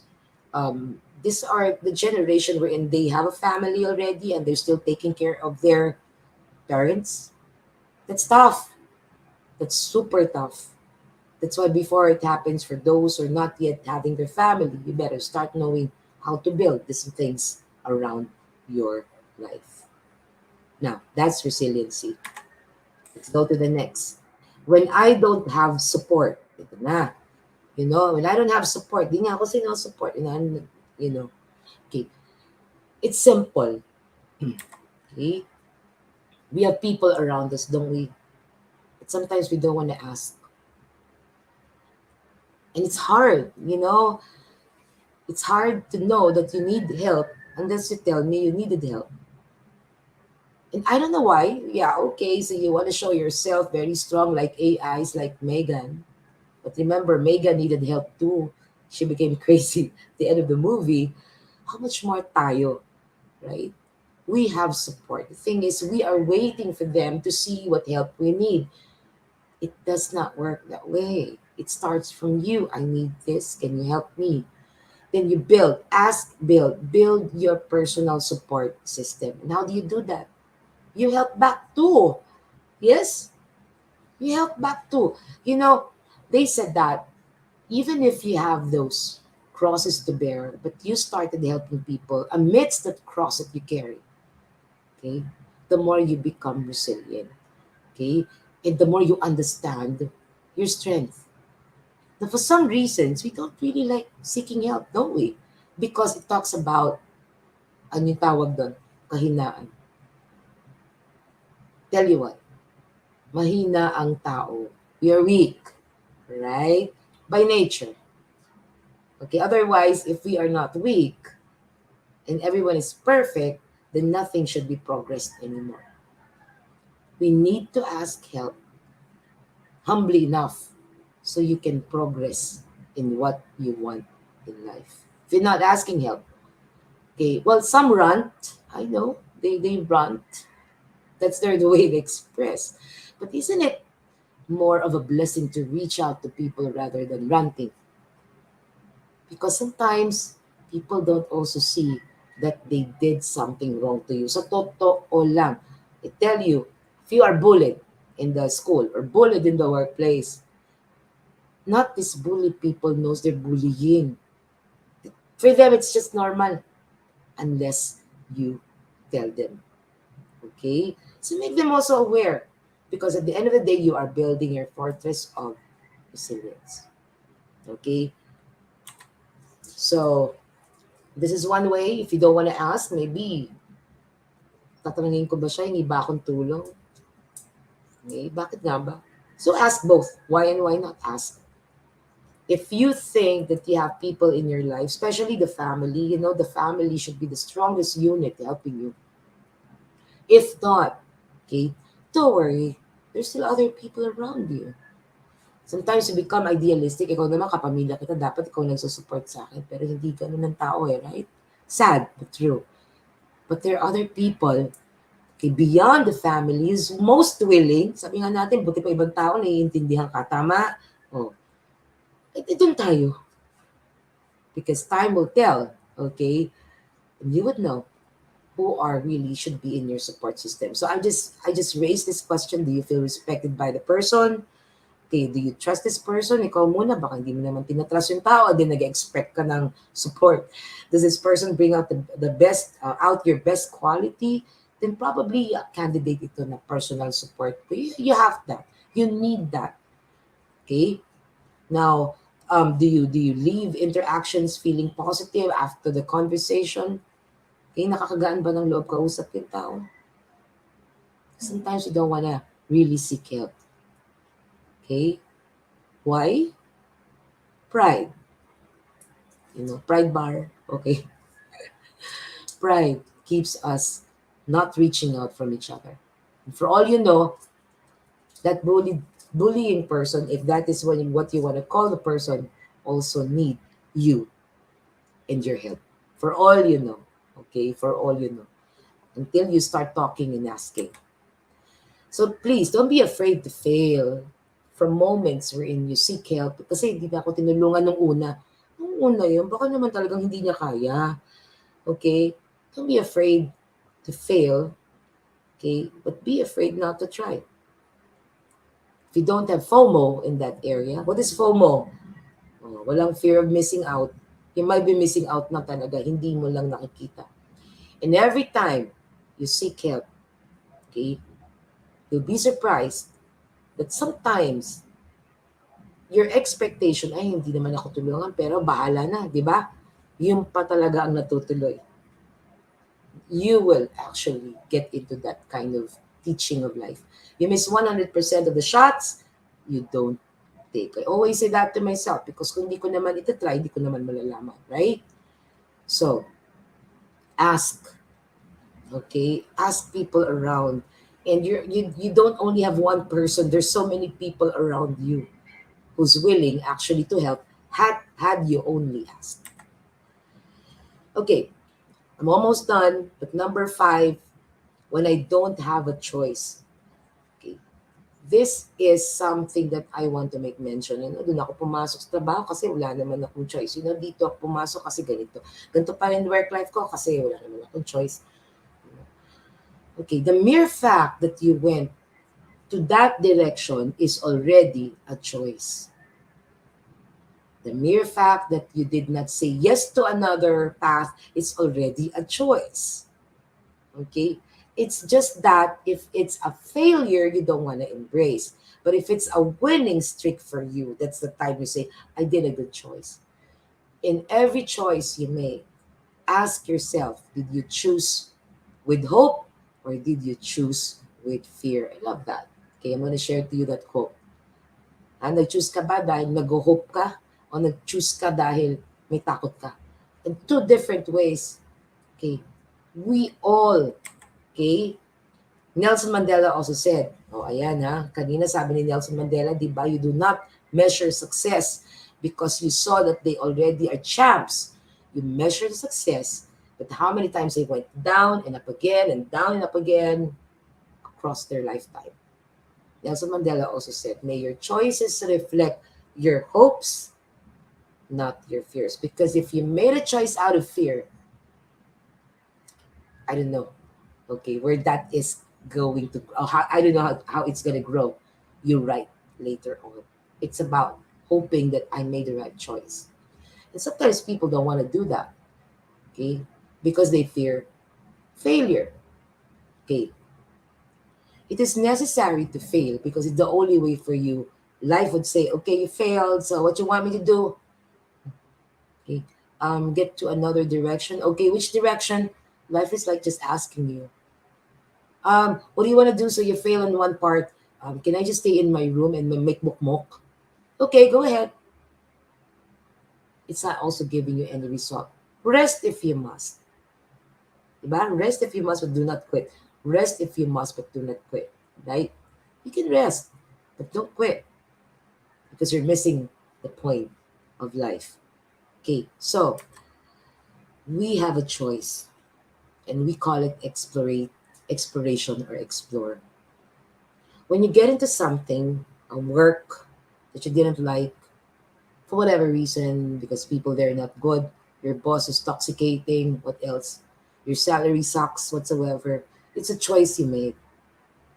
Why don't you start exploring yourself? In fact, these things that you're not getting from wherever you are should already be answering your questions. What do you want? Hindi ka naman magtatanong doon kung if everything is perfectly fine. We have a choice. It's called explore. The thing is, when people say get out of the box, start getting out of the box. FYI, life has no box. It's an exploration of everything. It's only you who design the box in your head and can see the sides. And if I go beyond that, okay, then I might be missing some more. Life is balance. I put that in my Facebook page. If you lose something, you're winning something. If you win something, you're losing something. Perspective. It's just like in resilience. You be humans again because you're missing the point. You're not AIs, you know. AIs cannot explore. Why? Because we programmed them. They only explore as they were programmed. But we as human beings, okay, given the will and the still, okay, to still do this, explore. Wala namang masama kung nag-e-explore. Minsan yung iba, ayaw na mag-learn. Ito na lang, ito na lang, ito na lang. Nagbago na lahat, ito pa rin. Then resilience goes down. Now, amongst the five I mentioned, pag-ibig, pamilya, pera, profesyon, physical, if you can name the resilience where it's being triggered, then you can tame it, right? If you know, if you can name it, you can tame it. Okay? Okay, so I guess that's about, I hope I was able to help all of you understand resilience. We also nurture our resilience across our lifetime because we still fight in life, right? Okay. For those of you who'd like to get in touch with me, I'm with AXA Philippines, by the way. Okay, you may have a screenshot of this so you would know where to find me. Okay? Like I said, we protect what matters most. Tignan nyo muna kung ano meron. Huwag muna tayo masyadong mag-isip ng malayo kung mismo yung want mo, hindi mo pa rin alam. Okay? This is my Facebook page. Okay, so you can easily find me. By the way, bakit 234? Nako, to kwento ko dyan. Okay, my 12-year-old Facebook, okay, was put down in April 2022. So this year lang. Ang sakit po sa banks na mawala ang old Facebook na nandun lahat ang work ko. But I said, okay, so let there be new friends. Okay, so it's 234. Actually, mukha pa lang akong high school niyan. So 234 friends. So I'm still waiting for others to still find me, I guess. Okay, but if you would like to connect, this is my Facebook. You can also find me in LinkedIn. Okay, so I'm also encouraging you to get in touch with me because I'm doing my advocacy work by a life work coaching in retirement. Bata pa ako, ayoko pa mag-isip ng retirement. O the more you should start thinking about it. Because at the end of the day, okay, we actually are going to pass retirement phase in our lives. Remember the turning over phase? So habang malayo pa, di ba? They said that when you stop working for another, then that's the beginning of working or living for yourself. So, syempre, with hard work and all, you deserve naman a better retirement life. So, let me know so we can do and schedule the coaching for you. Yes, it's free, okay, for an hour, okay? And, okay, that's hello with AXA. Sorry, nag-move yung ating slide. Okay, so with the LifeWorks, of course, you may want to explore. Okay, there's so many solutions, and you want to make it as resolution. Okay, that's my number there. I think I already sent you the other numbers in my other slides. So please do reach out. Wala namang kasing masamang magtanong. 'Di ba? Dapat ang tao nagtatanong lagi eh. Nag-explore. Katulad ng pag-alam kung ngayon ko lang nalaman yung SSS pwede pala yun. Because yung aking husband ano na siya. Okay. Ano bang tawag doon? Retiree. Okay. So hindi na namin alam kung ano nangyayari sa SSS ngayon. Anyways, okay. So that was a good information for me as well. Alright. So may I help you with your life works today? And by the way, I'm also growing my team of HRs in my own unit in AXA Philippines. Two of the ladies here, to your right, okay, are HR managers, and they are going through this. Yes, they are employed. Okay, they are employed, but they also want to start building their life work by joining AXA Philippines. So I'm also opening my doors for you for other ways, the path. I'm pretty sure that heroes, human resource professionals are timeless heroes. Yes, you can retire in time, but somebody will always be there to continue your work. That's why another thing I'd like to make mention before I end my talk, you yourself is your own HR.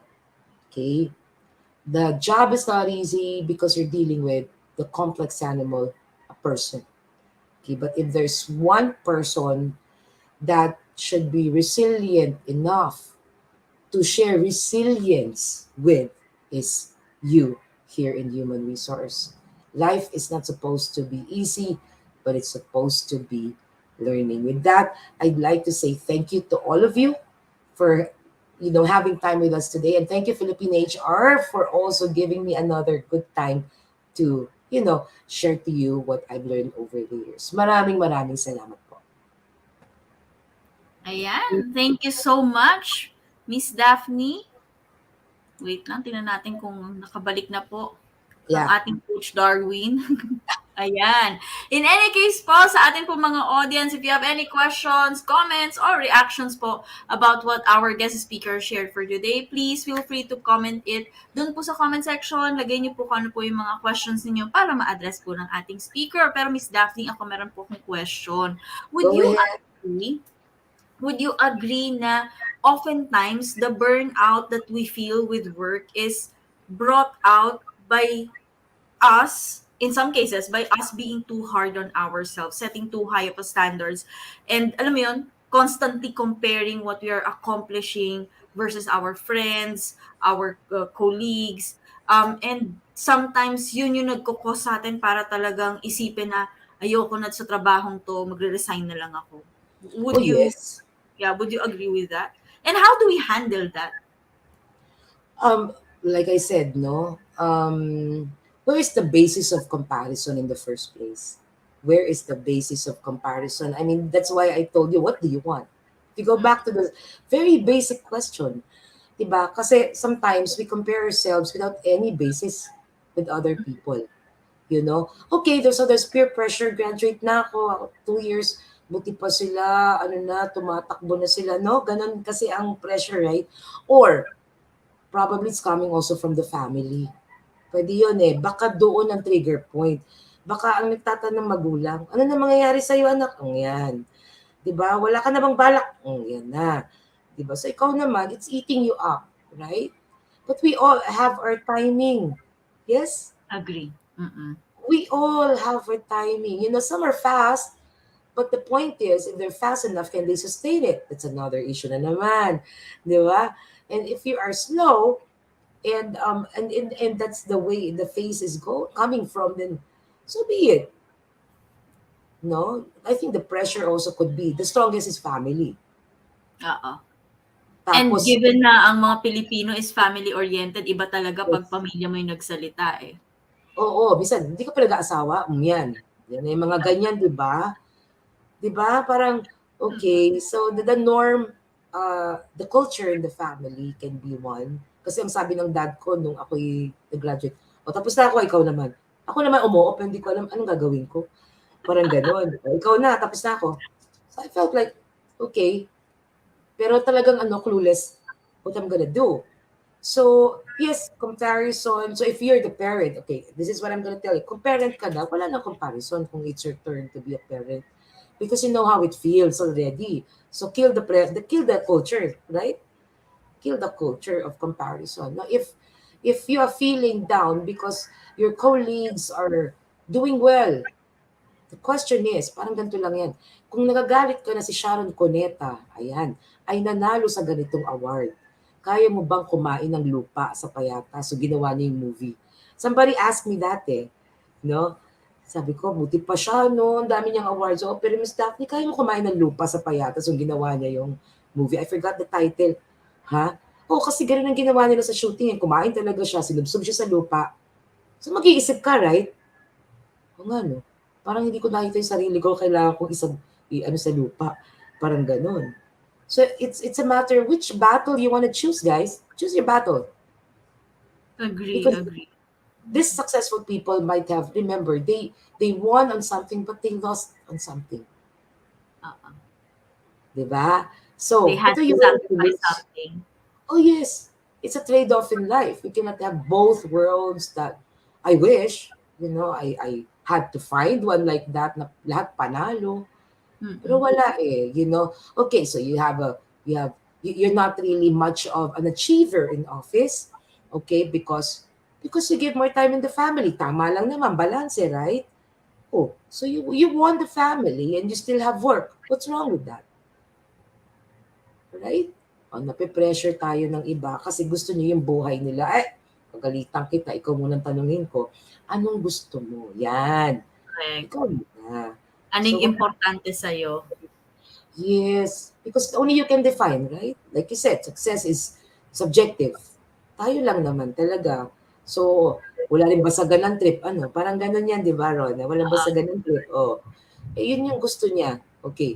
Now, I've known a lot of people who were successful, really, I have a cousin very successful in realty, really dealing with the high ticket community. But when she passed away, she doesn't want us to visit her. You see? And we were thinking why. And she's my idol, no? So ate. So I was wondering why I can't. Siyempre gusto kong makausap o Oo. damaya. She had cancer. Okay. So she passed away, did not talking to us. Okay. So is that success? How do I know? If that is peace for her, then I'll have to respect, right? Mm-mm. So medyo Correct. maiinis ka kasi daya mo naman ate, di ba? Ang daya mo naman na umalis ka na lang. Pero hindi natin kasi mapangahawakan ang mga ganong klaseng tao. So if Agree. others prospering others, okay, just keep on moving. Because if you're not quitting, okay, then time is coming.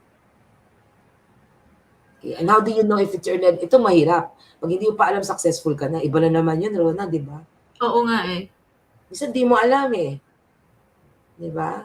Miss So, Daphne, may question ako. Kasi isa din sa mga concern, nagiging concern, lalo na sa HR, sa mga HR, sa mga bagong HR, sa Philippines HR group, oftentimes, nahihiya sila to speak up and nahihiya sila to fight sa kung ano man yung gusto nila. So, ang nagiging yes. tendency ngayon is napupush sila to do things na hindi naman nila gusto.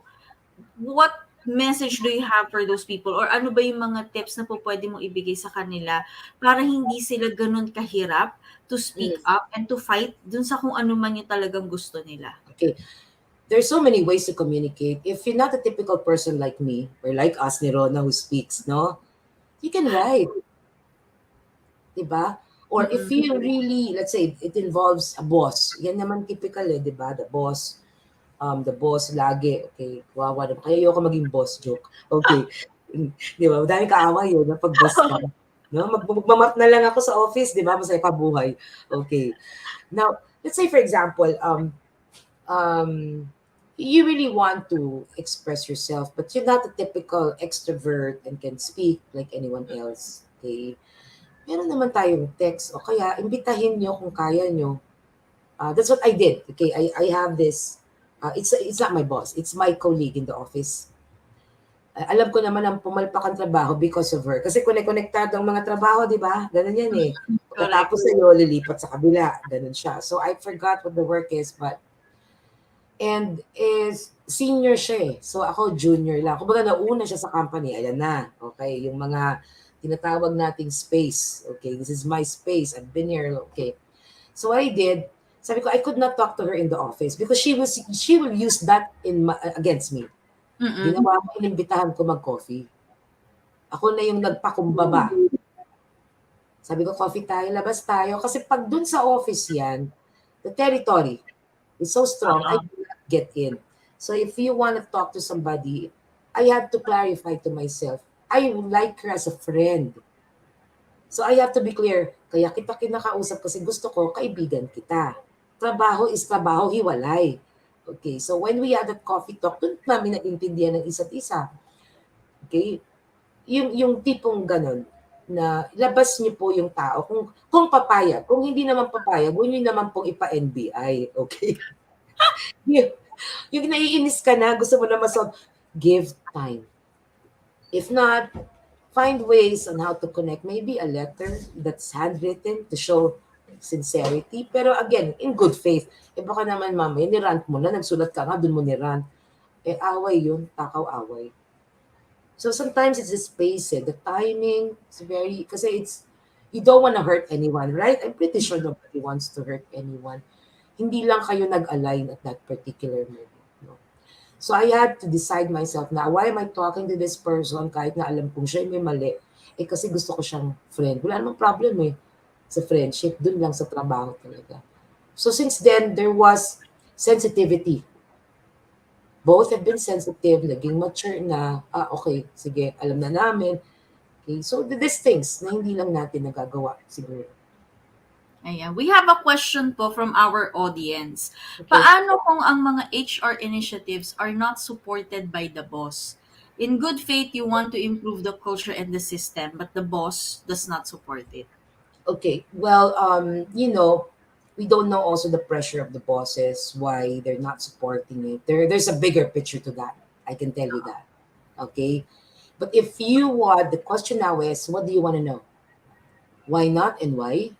Then you talk to the boss. I cannot say the boss is bad. Okay? What I can say is, may rason yan. I give an example. When I was doing project with SM before, there was a study made, and so they asked the higher than the managers if everything was okay, and the manager said, "Yeah, everything is doing well." But when we asked the supervisor, daming problem. Okay, so who shall we believe? Okay, sometimes, like I told you, hindi nyo alam din kung ano pinagdadaanan ng boss nyo. And I tell you what, the trajectory of you below your boss is not as huge as the trajectory of the bosses up there. They see the whole thing eh. You only Mm. see the small thing. So, sinasabi natin hindi ako sinusuportan kasi ilang recommendation na ako eh. Now, the change of culture and system, that's kind of tough for you. Oo. You have to earn your seat up there first, no? To influence that culture and system. You have to fight for that. But is it really your battle? Yan ang tanong ko sa'yo. Babalik ko sa'yo ang tanong. Is that really your battle? Or it's only one small battle that you should clarify first to yourself? I hope I'm helping. No? Of I course, hope oo. I'm Nakakatulong helping. naman, Miss Daphne. Yeah.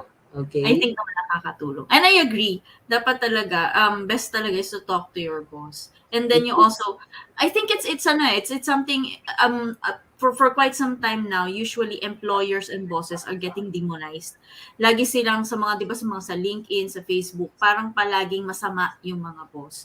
But what most employees don't know is that bosses also have their own burdens to carry.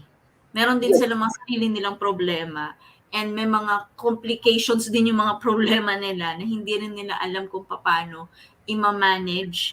Kaya sometimes parang lumalabas na parang wala silang pakialam or wala silang, alam mo yun, wala silang ginagawa. But in reality, sometimes they're also lost sa kung ano po Yeah. pwedeng Yeah. gawin. They're also trying to figure out things on their own, kung ano po, especially top management ha, kasi there's no one to Yeah. guide them eh. They're at the top Yes. na eh. Yes. Sila yung final say. So, minsan hindi rin nila alam kung paano nila haharapin at ano yung magandang gawin. Kaya And minsan another thing nagkakaroon sila. I'd like to add is they don't know that they're hurting you. They don't Yes. know.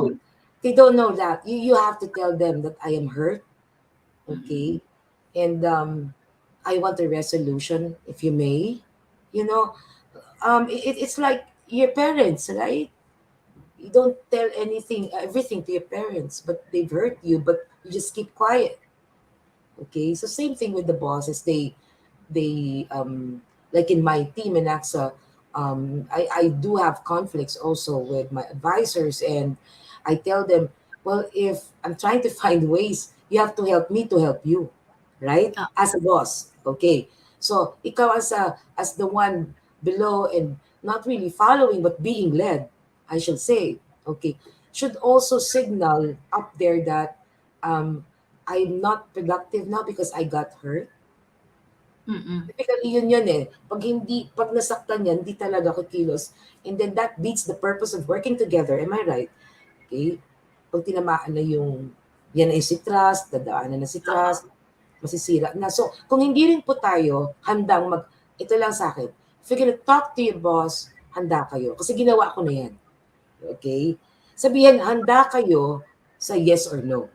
The Correct. problem is, ang gusto mo yes ka eh. Correct. Pag hindi natuloy ang yes, eto na. Okay, ano gagawin niya? Spread the news around. As if these people listening to you can also do or help you get the yes. Okay, some employees are like that. Handa kayo if you talk. Parang you take the risk. This is what resilience is all about. You take the risk of talking.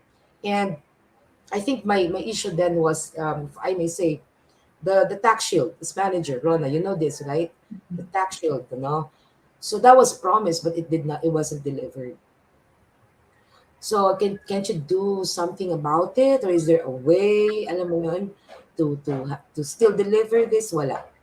But I talk to bosses like in my career, I really go from depending if there's an open door policy culture. Alam mo yun, Rona, di ba? Open door. Kung ikaw boss ko, ikaw muna, Rona. Pag hindi ako happy, punta na ako sa mataas sa'yo, di ba? Open door. Dati ganon yung company ko. So I follow that trail, no? Open door.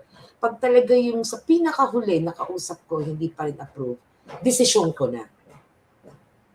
Oo. Balik ang bola sa'yo. Pero it's not wise that you stay there and ranting and going around because the contract you signed is productivity. Am I right? You don't have to stay in a place that you think you're not happy, you Correct. know? Give the seat to somebody who is more fitting. And then I hope that you find another place that's more fitting for you as well. Laging in good faith. I saw that post, people are shall I say, ranting, no?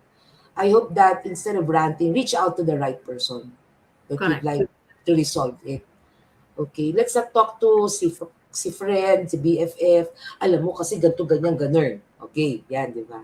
Oo nga, ganun, ganyan, ganun din. Tapos That's pareho, exactly. yeah, we are influencing a wrong vibe there. Mm-mm. Pero you only to find out later on that your boss didn't even think of something bad to you. It's just that there was too much pressure at work. Unless Okay. kinakausap mo. Pag kinausap mo na yan, aware siya. Mm-mm. Aware siya. So, minsan yun ang mga bagay na hindi nakasulat sa handbook. Oh, pwede niyo pong gawin yun. Yan. Para healthy din sa'yo, ikaw na-serve ka, sila din na-serve. Oo. Agree. Ayan. Sige po. Batiin lang muna natin ang ating mga audience. So actually, we have a couple of audience here from Tanay Rizal. Ang dami natin from Tanay Rizal. So Gino Ilustre, BSBAHRM, 4th year. Good afternoon. We also have Ruela Sanidad. Good afternoon. Watching from Rizal as well. We have people watching from Capiz. And we also have a few people who are watching from other parts of the world. Baguio, we have from someone from Baguio. We have someone watching from Parañaque. We have Mirna Desena here, one of our constants here at HR Cafe. Naku, napakaganda po ng ating naging discussion for today. And I do hope na marami po kayong mga natutunan from the presentation of Miss Daphne. Miss Daphne, i-upload niyo po ba mamaya yung slides sa group? Ay, nakamute ka po. Yes po. Wait lang. Naka-mute pa po. Sorry. I hope that it can help you, review. Sure, why not? Okay po. And then, Miss Daphne, if ever gusto nilang kunin kayo as a speaker or would like to be part of your team in AXA, saan po nila kayo po pwedeng makontak? Okay. It's in the file actually, but you may reach me at daphne.granfil@yahoo.com. Okay, in Facebook, that's Daphne B. Granfil, pangalan ko sa Facebook. Or my number is 0916-531-1999. Please message me before you call because I don't answer, alam mo naman ngayon, Rona, di ba? Correct. Message me and your intent so I can also address you fairly. Thank you. Ayan. Okay po. At para po sa mga na-late po ng paghabol sa episode for today, you can watch a rerun of this episode doon po sa ating YouTube channel. Hanapin niyo lang po sa YouTube ang Philippines HR Group para mapanood niyo po yung episode for today. For the rest of you guys, maraming salamat po for joining us today. At tapos na naman po ang isa na namang episode ng HR Cafe. Magkikita-kita po ulit tayo sa susunod na linggo para sa isa na namang napakagandang topic dito sa HR Cafe. Usapang trabaho, buhay at iba pa. Huwag kalimutan na magsimba. Yung sa mga nagsisimba dyan, magsimba for today dahil Sunday ngayon. Magpahinga at maging ready dahil bukas ay Monday na naman at isa na namang challenging week para sa ating mga HR. Kaya kailangan mag-re-energize ngayong linggo. Kita-kits po ulit tayo next Sunday dito sa HR Cafe. Usapang buhay, trabaho at iba pa. Maraming salamat for staying with us for today. Miss Daphne, thank you so much again. And thank you for our viewers po for staying hanggang ngayong 5:00 po. Maraming salamat and good day everyone. Bye po!